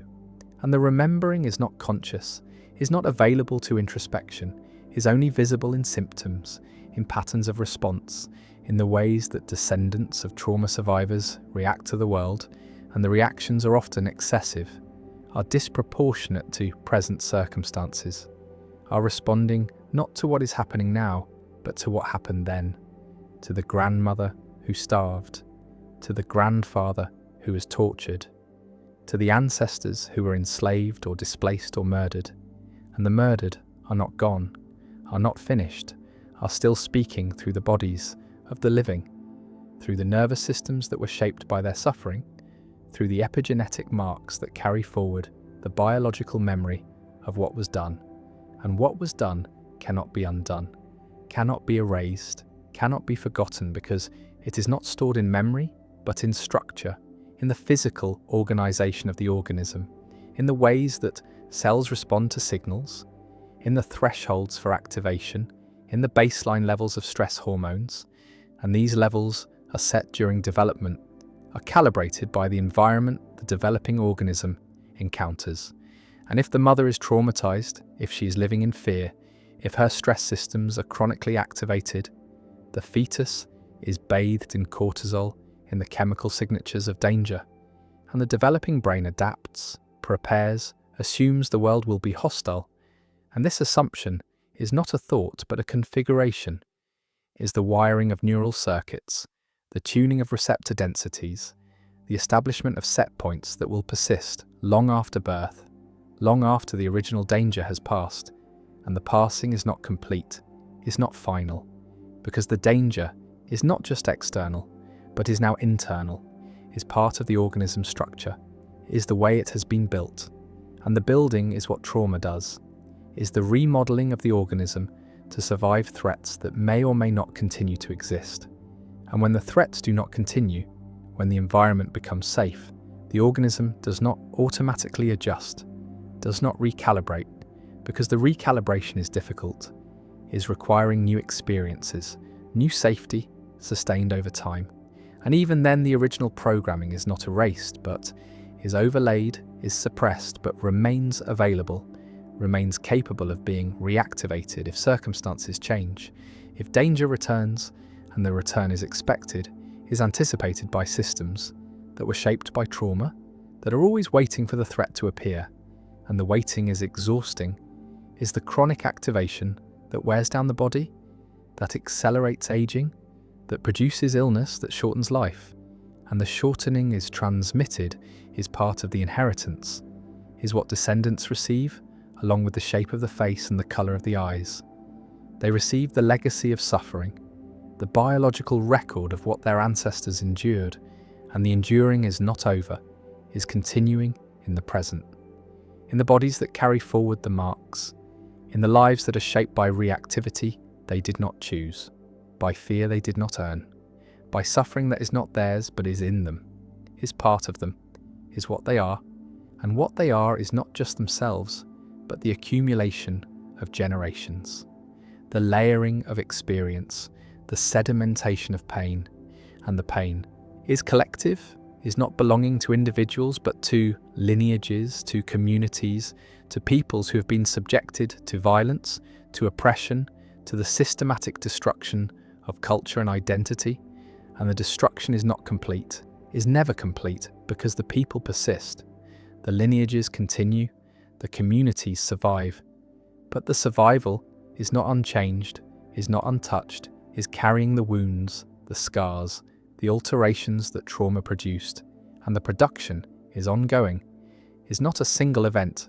but a process, a transgenerational process where the effects of trauma in one generation become the conditions for trauma in the next, become the vulnerabilities, the sensitivities, the propensities that make descendants more likely to suffer, more likely to develop disorders, more likely to struggle with the same demons that haunted their parents.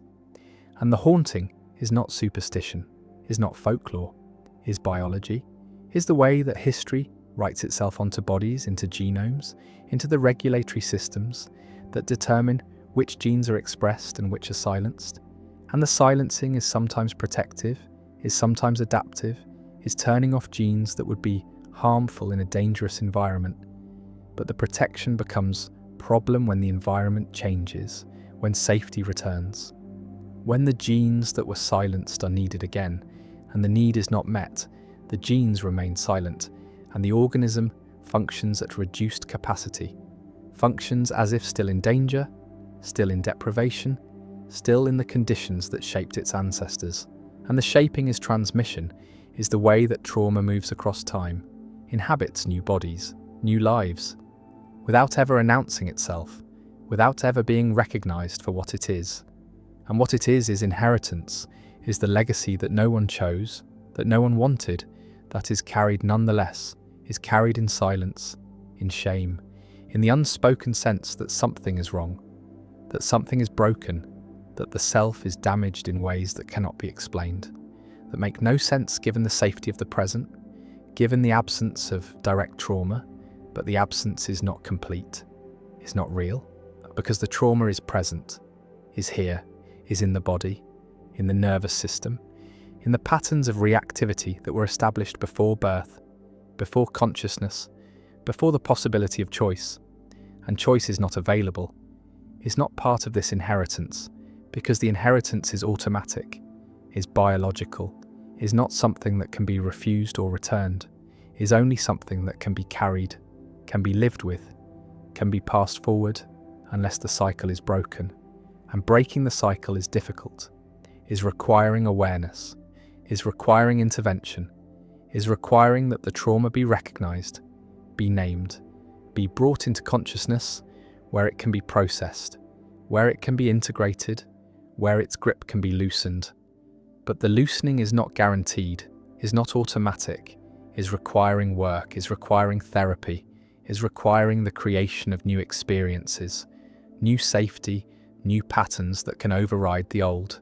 And the override is partial, is incomplete, is never total, because the old patterns are deep, are foundational, are part of the structure, and structure is resistant to change, is maintaining itself, is reproducing itself, is the reason why trauma persists, why it transmits, why descendants find themselves struggling with issues that seem to come from nowhere, that have no clear source in their own experience, but are rooted in the experience of those who came before. And those who came before are not past, are not gone, are present in the bodies of the living, are speaking through symptoms, through patterns, through the reactivity that makes no sense until the history is known, until the lineage is traced, until the connection is made between present suffering and past trauma. And the connection is not always visible, is not always traceable, because the transmission is not direct, is not conscious, is happening at levels below awareness, in the biology, in the epigenetics, in the ways that genes are regulated, and regulation is the mechanism, is how the environment gets under the skin, how experience becomes biology, how trauma writes itself into the code, not by changing the sequence but by changing the expression, by adding methyl groups to the DNA, by modifying histones, by altering the accessibility of genes to the transcription machinery. And these alterations are reversible in principle, are not mutations, are not permanent changes to the sequence, but in practice they are stable, are persisting, are passed to daughter cells when cells divide, are sometimes passed to offspring when gametes form, and the passing is the inheritance, is the way that trauma becomes. Transgenerational becomes a legacy that spans lifetimes, that spans centuries, that connects descendants to ancestors they never met, whose names they do not know, whose suffering they do not remember, but nonetheless carry in their bodies, in their stress responses, in their vulnerabilities, and the vulnerabilities are real, are biological, are making descendants more sensitive to stress, more reactive to threat, more likely to develop PTSD, more likely to suffer from anxiety, from depression, from the disorders that cluster in families, not just because of genes, but because of the regulatory changes that genes undergo in response to trauma. And the response is adaptive in the moment, is helping the organism survive, but becomes maladaptive when transmitted. When the environment no longer matches the adaptations, when the descendants are living in safety, but their bodies are prepared for war, and the war is historical, is not present, but the preparation persists, is the mismatch that creates suffering, that makes normal life difficult, that makes challenges overwhelming, that produces symptoms that seem excessive, that are judged by others as weakness, as overreaction, as personal failing, when really they are the inheritance, are the biological legacy of trauma that was not chosen, was not earned, was simply received, was transmitted through mechanisms that the descendants did not control and usually do not understand. And the understanding is what begins healing, is what makes intervention possible, is what allows the cycle to be recognized as cycle, as pattern, as something that is not inevitable, is not destiny, is not the way things have to be, but is the way things have been, is the history, is the accumulation of pain across generations, and the accumulation can be interrupted, can be metabolized, can be processed in ways that prevent further transmission. And the prevention is not easy, is not simple, is requiring that the inherited trauma be made conscious, be brought into awareness, be given language, be placed in context, be understood not as personal failing, but as historical wound, as the legacy of violence, of oppression, of collective trauma that was inflicted on communities, on peoples, on entire lineages. And the lineages carry forward the marks, carry forward the biological memory, carry forward the heightened reactivity, the altered stress responses, the vulnerabilities that are not weaknesses but are adaptations, are the ways that organisms prepared themselves and their descendants for survival in hostile conditions. And the conditions have changed, but the preparations remain in the epigenetics, in the gene expression patterns, in the methylation marks that persist across cell divisions, across lifetimes, across generations. And the generations are connected not just by culture, not just by story, not just by memory, but by biology, by the physical inheritance of trauma's effects. And the effects are measurable, are detectable, are visible in studies of Holocaust survivors and their children, in studies of famine survivors and their grandchildren, in studies of enslaved peoples and their descendants. And the descendants show the marks, show the alterations, show the biological signatures of trauma they never directly experienced. And the indirect experience is the mechanism, is the transmission through mother's stress during pregnancy, through father's sperm at conception, through the intrauterine environment, through the early years when the nervous system is being wired, when the stress response systems are being calibrated, when the organism is learning what kind of world it has been born into. And the learning is not cognitive, is not conscious, is happening at the level of physiology, is setting the baseline, is establishing the patterns that will persist. And the persistence is the problem, is the reason why trauma is transgenerational, is why the effects extend beyond the traumatized generation to those who come after, who inherit not just the memory, but the biology, not just the story, but the structure, not just the narrative, but the nervous system that was shaped by suffering. And the shaping is inheritance, is what cannot be escaped, is what is carried forward until it is metabolized, until it is processed, until the cycle is broken by someone who recognizes what is happening, who understands the transmission, who does the work of healing, not just for themselves, but for the lineage, for the ancestors, whose suffering is still present, still active, still shaping lives, and for the descendants who will either inherit the trauma or inherit the healing, will either receive the unprocessed pain or will receive the integration, the metabolization, the transformation of trauma into wisdom, into resilience, into the capacity to bear what was unbearable.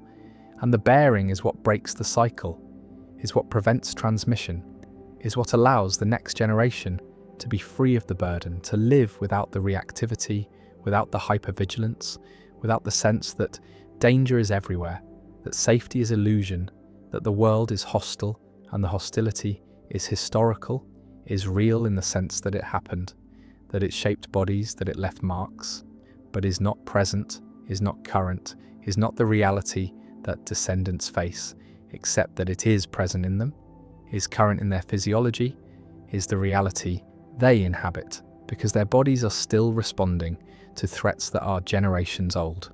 And the old is not past, is not finished, is ongoing in the biological present, in the stress response that activates too easily, in the immune system that is dysregulated, in the inflammatory markers that are elevated, in all the ways that trauma persists in the body long after the traumatic event has ended. And when the body that persists is not the body that was traumatized, but is the body of a descendant, then the transmission is visible, is undeniable, is proof that trauma is not contained within individuals, but spreads across time, across generations, becomes the inheritance that shapes families, communities, peoples. And the shaping is not deterministic, is not fate, is not making the future inevitable, but is making certain futures more likely, is creating vulnerabilities, is establishing patterns that will repeat unless interrupted, unless metabolized, unless transformed through the difficult work of bringing the unconscious into consciousness, the biological into awareness, the inherited into the examined.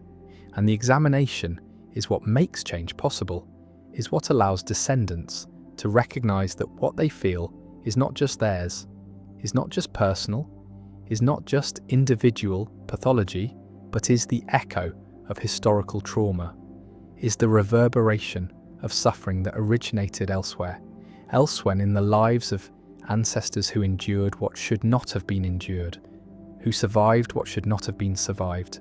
And the survival is the transmission, is the passing forward of the marks, the scars, the alterations that survival required.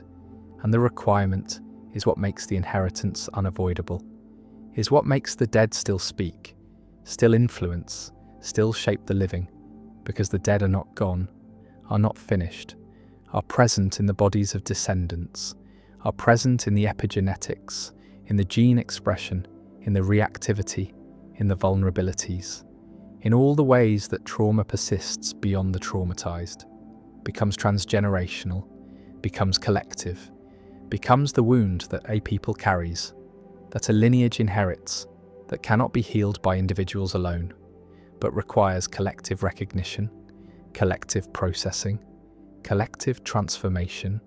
And the transformation is possible, is happening, is the work of those who recognize the inheritance, who refuse to pass it forward, who do the difficult work of metabolizing historical trauma, of breaking cycles that have persisted for generations, of healing not just themselves, but the lineage, the ancestors, the descendants, the entire chain of transmission.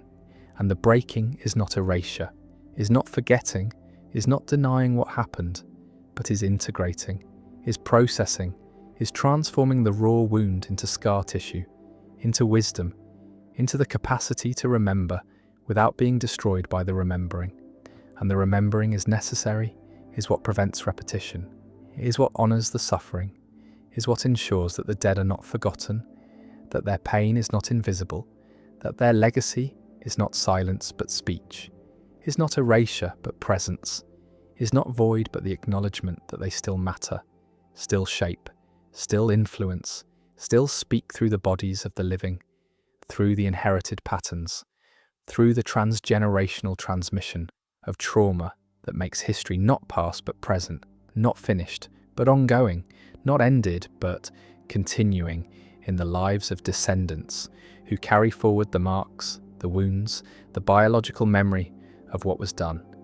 And what was done cannot be undone, but can be transformed, can be metabolized, can be released from its hold on the future, can be prevented from transmitting further. And the prevention is the work, is the healing, is the breaking of cycles that cannot break themselves, that require consciousness, require intention, require the difficult recognition that the pain being felt is not just personal, but is inherited, is collective, is historical, and that healing it requires more than individual therapy, requires acknowledgement, requires witnessing, requires the collective processing of collective trauma. And the processing is happening, is the work of communities, of peoples, of lineages who are recognizing the inheritance, who are naming the trauma, who are bringing into consciousness what was unconscious, into language what was biological, into the examined what was automatic. And the examination is what allows transformation, what allows the cycle to end, what allows descendants to live without the burden, to inherit not trauma but resilience, not wound but wisdom, not pain but the capacity to bear pain without being destroyed by it. And the bearing is what breaks the cycle, is what ends the transmission, is what allows the dead finally to rest, to stop speaking through symptoms, through suffering, through the bodies of the living, and to become instead memory, story, history, the acknowledged past that shapes but does not determine, that influences but does not control, that matters but does not trap. And the trap is what trauma creates, is the cycle that repeats, is the inheritance that persists until it is seen, until it is named, until it is brought into the light where it can be examined, can be understood, can be transformed from curse into legacy, from burden into gift, from wound into wisdom.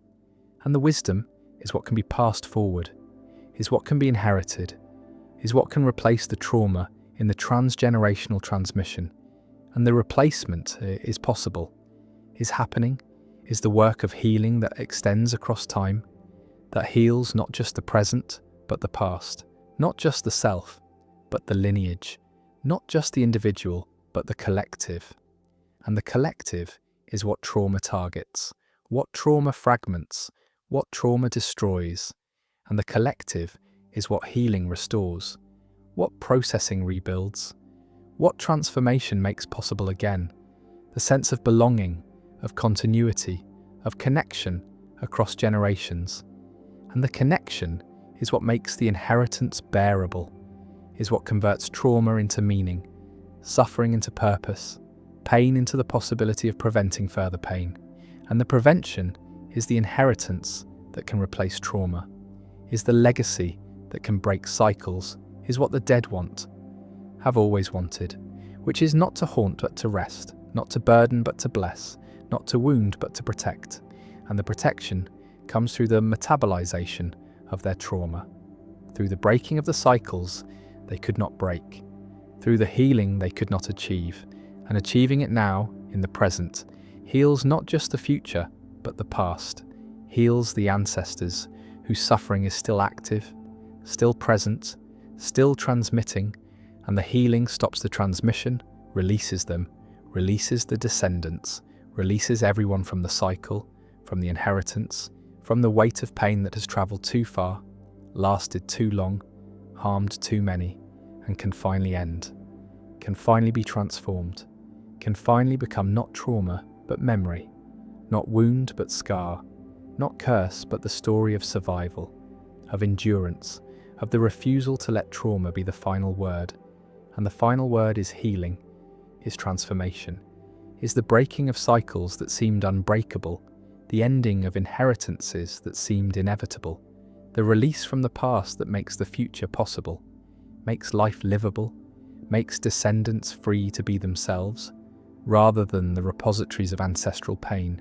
And the freedom is the gift, is what healing makes possible, is what the work achieves, is the inheritance that can replace trauma, the legacy that can be passed forward, the blessing that can travel across generations, not as wound but as wisdom, not as pain but as the capacity to transform pain. And the transformation is what matters, is what makes the inheritance of trauma not destiny but opportunity, not curse but challenge, not the end of possibility but the beginning of healing that can reach backward and forward, can touch the dead and the unborn, can break cycles and begin new ones. And the new ones are what the work is for, what the healing aims toward, what makes the difficult metabolization of inherited trauma worth doing, because it frees not just the self, but the lineage, not just the present, but the past and future. And the freeing is what ends the transmission, what stops the cycle, what allows trauma finally to be finished, to be over, to be transformed from the weight that crushes into the wisdom that strengthens. And the strengthening is the inheritance that descendants deserve, is what the work achieves, is what makes the pain of ancestors not meaningless but meaningful, not wasted but transformed, not the end but the beginning of healing that can extend as far into the future as trauma extended into the present.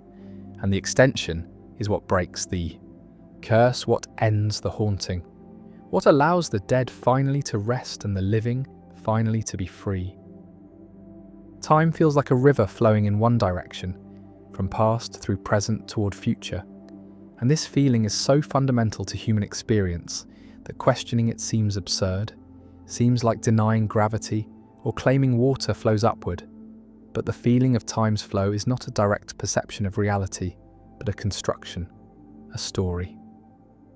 The brain tells about the relationship between events, and when physicists examine the universe at its most fundamental level, they find no flow, no arrow, no distinction between past and future written into the equations, find only a four-dimensional block where all moments exist simultaneously. where what humans call past and what they call future are just directions in space-time, no different than up and down. And this creates a profound puzzle, a gap between how time appears in experience and how it exists in reality, between the subjective sense of moving through time and the objective structure that contains no movement, only arrangement, only the geometry of causation. And this gap suggests that the experience of time is not a feature of the universe, but a feature of consciousness. Not something discovered, but something manufactured. And understanding how this manufacturing happens, how the brain constructs the illusion of flow from raw sensory data and memory and anticipation, reveals something strange about what humans are, about how awareness works, about the mechanisms that create the sense of being a continuous self moving through a series of moments, rather than what might actually be the case, which is that there is no continuous self, and there are no discrete moments, but only patterns of neural activity that interpret themselves as experiencing time, when really they are just responding to change, just processing difference, just comparing present states with stored representations of past states, and calling that comparison memory, calling that experience history, calling that sensation the passage of time. But the passage is metaphor, is language, trying to capture something that has no literal motion, no actual flow, because nothing is passing, nothing is moving. There is only the fact of change, the fact that one configuration of matter gives way to another configuration, and the brain, being a system that persists across configurations, that maintains some continuity of structure, even as its content shifts, interprets this persistence as duration, as a self that endures, as an identity that travels from then to now. But the travelling is illusion. The self at each moment is different from the self at every other moment, shares some patterns, some connections, some information, but is not the same thing, is not a substance that moves, but a process that recurs. And what is called the experience of time is really the experience of this process recognizing its own recurrence, noticing that the current pattern resembles previous patterns, that there is continuity even though there is no identity, that memory creates the appearance of a past that the present self once inhabited, when really the past exists only as traces, as modifications to neural structure, as information encoded in synaptic weights. And these traces are not recordings, are not faithful representations, are reconstructions, are guesses about what must have happened based on fragmentary evidence. And every time a memory is recalled, it is reconstructed slightly differently, is altered by the present context, by current beliefs, by subsequent experiences, and so the past is not fixed, is not a stable foundation upon which the present stands, but is constantly being rewritten, constantly being adjusted to fit the story. The brain is telling about who it is and how it got here, and this means that personal history is fiction, not in the sense of being deliberately false, but in the sense of being narrative, being shaped by the requirements of coherence and meaning, rather than by pure correspondence to what actually occurred. And what actually occurred is anyway inaccessible, is gone. It exists only in the present, in the form of these unreliable traces that claim to point backward, but really only point to themselves, only demonstrate that something happened without being able to show exactly what. And the brain fills in the gaps, invents details, smooths over inconsistencies, creates a past that makes sense of the present, even if that past never happened quite the way it is remembered. And people are completely unaware of this invention, completely convinced that memory is retrieval, that remembering is like playing back a recording, when really it is more like improvising a story based on a few key words, more like confabulation than documentation, and the implications are vertiginous, because if the past is unreliable, then what is the present based on? What is the foundation of identity? If history is malleable, what does it mean to be the same person over time, if the time itself is constructed and the person at each moment is different, and the memories connecting them are fabricated. And perhaps the answer is that there is no foundation, no solid ground, no identity in the sense of something that persists unchanged. Only the process of identification, the act of claiming continuity, the narrative that says, I am the one who did that, who experienced this, who will do something else tomorrow. And this narrative is not true or false, but functional, is a tool the brain uses to coordinate behavior across time, to plan, to learn, to maintain social relationships. Because others expect continuity, expect that the person they met yesterday will be recognizably the same person today. And so the brain provides that continuity, constructs that sameness, even though at the level of neurons and molecules, there is constant flux, constant replacement, constant change. Henri Bergson argued that there are two kinds of time, clock time and lived time. The abstract mathematical time of physics that divides duration into discrete instants, measurable and uniform, and the qualitative time of consciousness that cannot be divided, that is not made of moments, but is a continuous flow, an indivisible duration where past and present interpenetrate, where memory is not storage but preservation, where the whole of experience is always present, always accessible, not as separate events but as a cumulative whole. And Bergson called this duration, and he believed that science, by spatializing time, by treating it as if it were a line made of points, misses what time actually is in lived experience, misses the flow, the thickness, the way that consciousness is always multiple, always containing more than the present instant, always reaching backward into memory and forward into anticipation. And this multiplicity is what gives experience its richness, its texture, is what makes a melody more than a sequence of individual notes. Because the melody is heard as a whole, as a pattern that emerges from the relationship between notes rather than from the notes themselves. And this pattern exists only in duration, only in the continuous present that holds the past notes in memory while the current note is sounding. And without this duration, there would be no music, no meaning, no connection between moments, just isolated sensations with no relationship.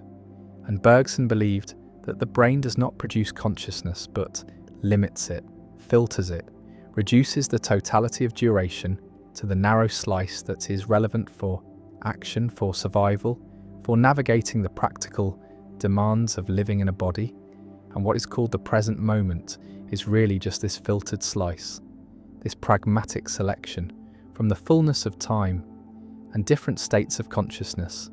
Different drugs, different practices can alter the filter, can expand the present, can make it thicker or thinner, can change how much of the past is felt to be co-present with the now. And this variability shows that the present is not a fixed instant, but a flexible window, a span that can be adjusted. And what determines the adjustment is not the external world, but the internal state. The brain's current configuration, its chemical balance, its attentional focus. And so the experience of time is not a passive registration of external temporal facts, but an active construction that varies with the observer, that is different for different species, different for different individuals, different even for the same individual in different circumstances. And this relativity of subjective time is separate from the relativity of physics, is about consciousness rather than space-time, is about how duration is experienced rather than how it is measured. And Bergson thought that science could never capture this experiential dimension, could never reduce durée to equations, because equations deal with space, and time deals with change, with becoming, with something that is not spatial and cannot be spatialized without losing its essential character. And whether Bergson was right about this is debatable. Neuroscience has made significant progress in understanding how the brain constructs temporal experience, has identified mechanisms involved in time perception, in the binding of events into sequences, in the calibration of subjective duration. But whether this understanding captures what Bergson meant by durée, whether it explains the qualitative feel of time passing, is less clear, is perhaps another instance of the explanatory gap, the hard problem of consciousness applied to temporality. The question of why there is something it is like to experience duration, rather than time just being a parameter in neural computations without any felt quality, without any phenomenology. The specious present, a term coined by William James, refers to the fact that what is experienced as now is not an instantaneous point, but a short interval, usually estimated at around 2 to 3 seconds, within which events feel simultaneous, feel co-present, and this interval is necessary for perception to work. Because if the present were truly instantaneous, if it had no duration, then there could be no perception of motion, no perception of change, no perception of anything except static snapshots, with no connection between them. And so the brain creates a window, a moving window that slides along the timeline, integrating information from the immediate past with information from the present instant. And within this window, there is no sense of before and after. Everything feels like it is happening now. And only when events fall outside the window do they become past, become memory, rather than perception. And the edges of this window are not sharp, are not clearly defined. There is a gradient where the recent past fades into history, and the immediate future emerges into anticipation. And this fuzziness is why temporal order judgments are difficult, why people often cannot tell which of two closely spaced events occurred first, why the subjective sequence of events can differ from the objective sequence. And experiments show that the brain does not perceive events in the order they occur, but reorders them, retrospectively constructs a sequence that makes sense, that fits with expectations, that creates a coherent narrative. And this reordering can be demonstrated by showing people visual and auditory stimuli in close succession and asking them to judge which came first. And the answers are inconsistent, vary depending on attention, on prior exposure, on the semantic relationship between the stimuli, and what this shows is that temporal order is not given but inferred, is a conclusion the brain arrives at rather than a fact it registers. And the brain prioritizes coherence over accuracy, prefers a meaningful sequence to a faithful sequence. And this preference is not conscious, is not deliberate, is built into the perceptual mechanisms that construct experience. And so what is lived is not what happened, but what the brain decides happened. What fits the story? What makes sense in retrospect? And retrospect is the only perspective available, because by the time an event is experienced, it is already past, is already memory. The neural processing takes time. The signal has to travel from sense organs to cortex, has to be integrated, interpreted, bound into a unified percept. And all of this happens in the past, in the few hundred milliseconds before the event enters awareness. And so consciousness is always behind, always lagging, always commenting on what has already occurred. And the sense of being present, of experiencing now, is an illusion created by the brain, backdating its own representations, stamping them with a time signature that says this is happening now, when really it happened a moment ago. And the moment ago is imperceptible, is hidden by the smoothness of the construction, by the fact that the lag is constant and so feels like zero, feels like immediacy, when really there is a gap, a delay, a space between occurrence and awareness that is filled by processing, by the mechanisms that turn raw sensation into coherent experience. And within this gap, anything can happen.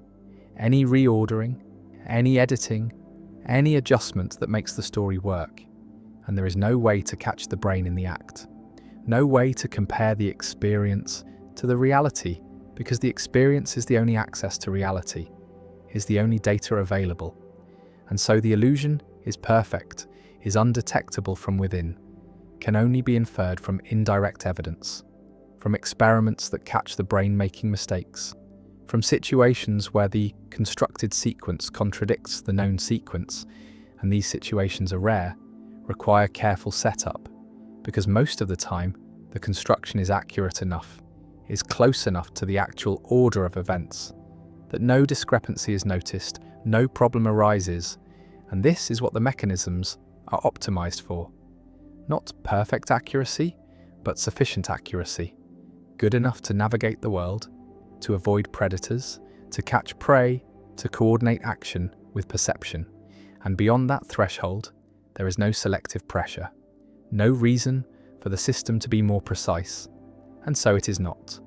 And the sloppiness is revealed only in edge cases, only when looked for, only when the philosopher or the neuroscientist designs experiments to probe the boundaries of temporal perception and discovers that the boundaries are not where common sense suggests they should be. Memory is not storage but transformation, not preservation but reconstruction, and every act of remembering changes what is remembered, alters the trace, modifies the engram, and this modification is not corruption, is not failure, is the way memory is supposed to work, because the function of memory is not to record the past but to inform the future, to extract patterns from experience that will be useful later, to generalize, to abstract, to create rules and heuristics that apply across situations. And this requires flexibility, requires that memories be updated when new information arrives, when context changes, when the significance of an event is reinterpreted in light of subsequent experience. And so memory is always current, is always reflecting the present state of understanding. And this is why eyewitness testimony is unreliable, why people can be completely confident in memories that are completely false, why families argue about what happened because each member remembers it differently, and each is certain their version is correct, and all of them are wrong. All of them are remembering not the event, but the last time they remembered the event, and each remembering leaves a new trace, slightly different from the previous trace, and over time the memory drifts, diverges from what actually happened, and there is no original to compare it to, no master copy that remains unchanged. The first encoding is itself an interpretation, is already shaped by attention, by expectation, by emotion, by all the factors that determine what gets noticed and what gets ignored. And so from the beginning, memory is selective, is partial, is biased, and every subsequent recall adds another layer of bias, another round of reconstruction. And what remains after years is often more fiction than fact, is a story that has been told and retold so many times that it has taken on a life of its own, has become part of identity, part of the narrative of who I am and where I came from. And this narrative is precious, is defended against contradiction, is maintained even in the face of evidence, because it is not just information, is not just data, is meaning, is the framework through which life makes sense, and threatening the memory is threatening the self, is suggesting that the person is not who they think they are, that the past they rely on is unreliable. And most people cannot tolerate this suggestion, reject it, become angry, double down on their version. And this rigidity is not stubbornness, but self-protection, is the mind defending its coherence, maintaining its integrity against fragmenting forces, and the alternative, accepting that memory is unreliable, that the past is uncertain, that identity is built on sand, is too destabilizing for most, is a kind of epistemological vertigo that threatens to dissolve the ground beneath everything. And so the illusion is maintained, the confidence is preserved, the memory is trusted even though it should not be.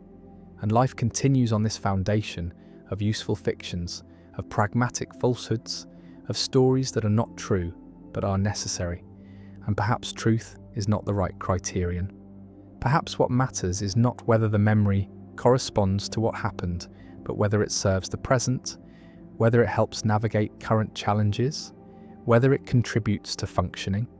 And by that standard, most memories are good enough, are functional, even if they are not accurate, even if they are inventions, even if the past they depict never existed except in the retrospective construction that claims to be reporting it. And this is the deepest illusion of time, not that it flows or that the present is specious or that duration is constructed, but that there is a past at all, that history is something that happened rather than something that is happening now, in the present, in the act of remembering, in the process of telling the story. And the past that is remembered is not behind, is not earlier, is right here, is present, is part of the current configuration of neural states. And saying it is past is just a way of talking about certain kinds of present states, the ones that claim to refer to earlier configurations. But the earlier configurations are gone, do not exist, cannot be accessed, and what remains is only the claim, only the reference, only the trace that says, this is a memory, this is about then, but the saying is happening now, is present. And so the past collapses into the present, is revealed to be a mode of present experience rather than a separate domain. And if the past is present, then the future is too, is also a mode of current experience. The anticipation, the planning, the fear and hope and expectation that constitute futurity, and these are present states as well, are neural activity happening now, that interprets itself as being about later, but the later never comes, never is experienced, because when it arrives it is now, is present, and the present is all there ever is the only time that exists, and the flow of time from past through present to future is a story told within the eternal now, is a way of organizing experience, of making sense of change, of creating narrative continuity across discontinuous moments. But the moments are not discontinuous, are not separate, because separation requires time. And time is what is being constructed, is the product, not the container, is what emerges from the activity of brains, not what brains exist within. And this inversion, this recognition that time is inside rather than outside, that temporality is a feature of consciousness rather than a feature of the universe, changes everything, makes the question not what time is but how time is made, not when things happen, but how happening is experienced, not whether the past is real, but what reality means when applied to something that exists only as a present claim about a vanished state. And these questions have no final answers, have only perspectives, only frameworks, only ways of talking that are more or less useful depending on context, depending on purpose. And the illusion of linear time is useful, is necessary for planning, for learning, for maintaining the fiction of personal identity that makes social life possible. But it is still illusion, is still construction, is still something the brain does rather than something the brain discovers. And knowing this does not make the illusion disappear, does not make time stop feeling like it flows, because the feeling is built in, is automatic, is not subject to voluntary control, but the knowing changes the relationship to the feeling, creates distance, creates perspective, makes it possible to see the machinery at work, to recognize that what feels like the fundamental structure of reality is actually the fundamental structure of experience. And experience is not reality, but a model of reality, a map, not the territory, a useful approximation that is wrong in systematic ways. And the wrongness matters when the goal is understanding rather than functioning, when the question is what time is rather than how to use it. And these questions have occupied philosophers for millennia, have generated countless theories, countless arguments, and none have settled the matter, because the matter is not empirical, is not something that can be resolved by more data or better experiments, is conceptual, is about what categories to use, what framework to adopt, what language game to play, and different games give different answers. And there is no metagame from which to judge which game is correct, only pragmatic considerations, only questions about which framework is most useful, for which purposes, and for most purposes the folk framework is sufficient. The common sense view that time flows and the past is real, and memory is retrieval, and only when that framework breaks down, only when the contradictions become too obvious or the questions become too fundamental, is there reason to look for alternatives? To consider that maybe time does not flow, maybe the past is not real, maybe memory is not retrieval. And these maybes are not conclusions but invitations, Not statements of fact, but suggestions to look again, to question the obvious, to doubt the immediate, to recognize that the illusion of linear time is so convincing precisely because it is illusion, because it's made to be convincing, because that is its function, and seeing through it does not require rejecting it, does not require abandoning temporal language or pretending that past and future do not exist, only requires holding them lightly, provisionally, as useful fictions rather than ultimate truths, as tools rather than discoveries, as constructions rather than constraints. And in that lightness there is freedom. Not freedom from time, but freedom within it. Freedom to recognize that the experience is made, is chosen in some sense, even if not consciously. And what is made can be remade. What is chosen can be chosen differently. And the architecture of temporal experience, while deeply ingrained, while largely automatic, is not completely fixed, can be altered through practice, through attention, through deliberate cultivation of different modes of awareness. And these alterations do not reveal the true nature of time, but reveal that there is no true nature, no fact of the matter, only different ways of experiencing, different ways of constructing, different ways of being temporal creatures in a universe that may not be temporal at all, that may be timeless, eternal, a block, where all moments exist at once and the flow is purely in the eye of the beholder, in the structure of consciousness that moves through the block, not because the block is moving, but because consciousness is change, is process, is the activity of comparing states and calling that comparison time. And if this is right, then time is mind-dependent, is subjective in a radical sense, is not something that would exist without observers to construct it. And the universe before consciousness, before brains, was not a universe in time, but a universe of timeless physical states, of mathematical relationships, of geometry without duration. And only when matter organized itself into patterns that could represent their own history, that could compare past states with present states, did time emerge. Did temporality become a feature of the world? Not of the physical world, but of the phenomenal world. The world is experienced, and this emergence is recent, is evolutionary. Recent is less than 1 billion years old in a universe that is 14 billion years old.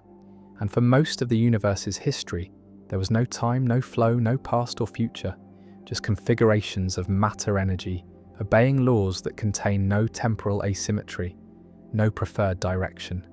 And even now, time exists only locally, only in the small pockets of the universe, where consciousness has emerged, where nervous systems have evolved the capacity to construct temporal narratives. And the rest of the universe remains timeless, remains a four-dimensional block. And what is called the flow of time is the motion of awareness through that block. And the motion is not in the block, but in the awareness. Is a property of minds, not of space-time. And this might be the final truth about time, that it is ours, that we made it, that the illusion of linear time is not an illusion of time, but the creation of time, the bringing into being of something that would not otherwise exist. And in that creation, there is something profound, something that makes consciousness significant, not because it reveals the world, but because it transforms the world, adds temporality to what was timeless, adds meaning to what was bare fact, adds story to what was merely structure. And whether this addition is valuable, whether time is something worth creating, is a question each moment must answer for itself, right here in this specious present that claims to be flowing, but is really just being, just the fact of awareness watching itself and calling that watching time.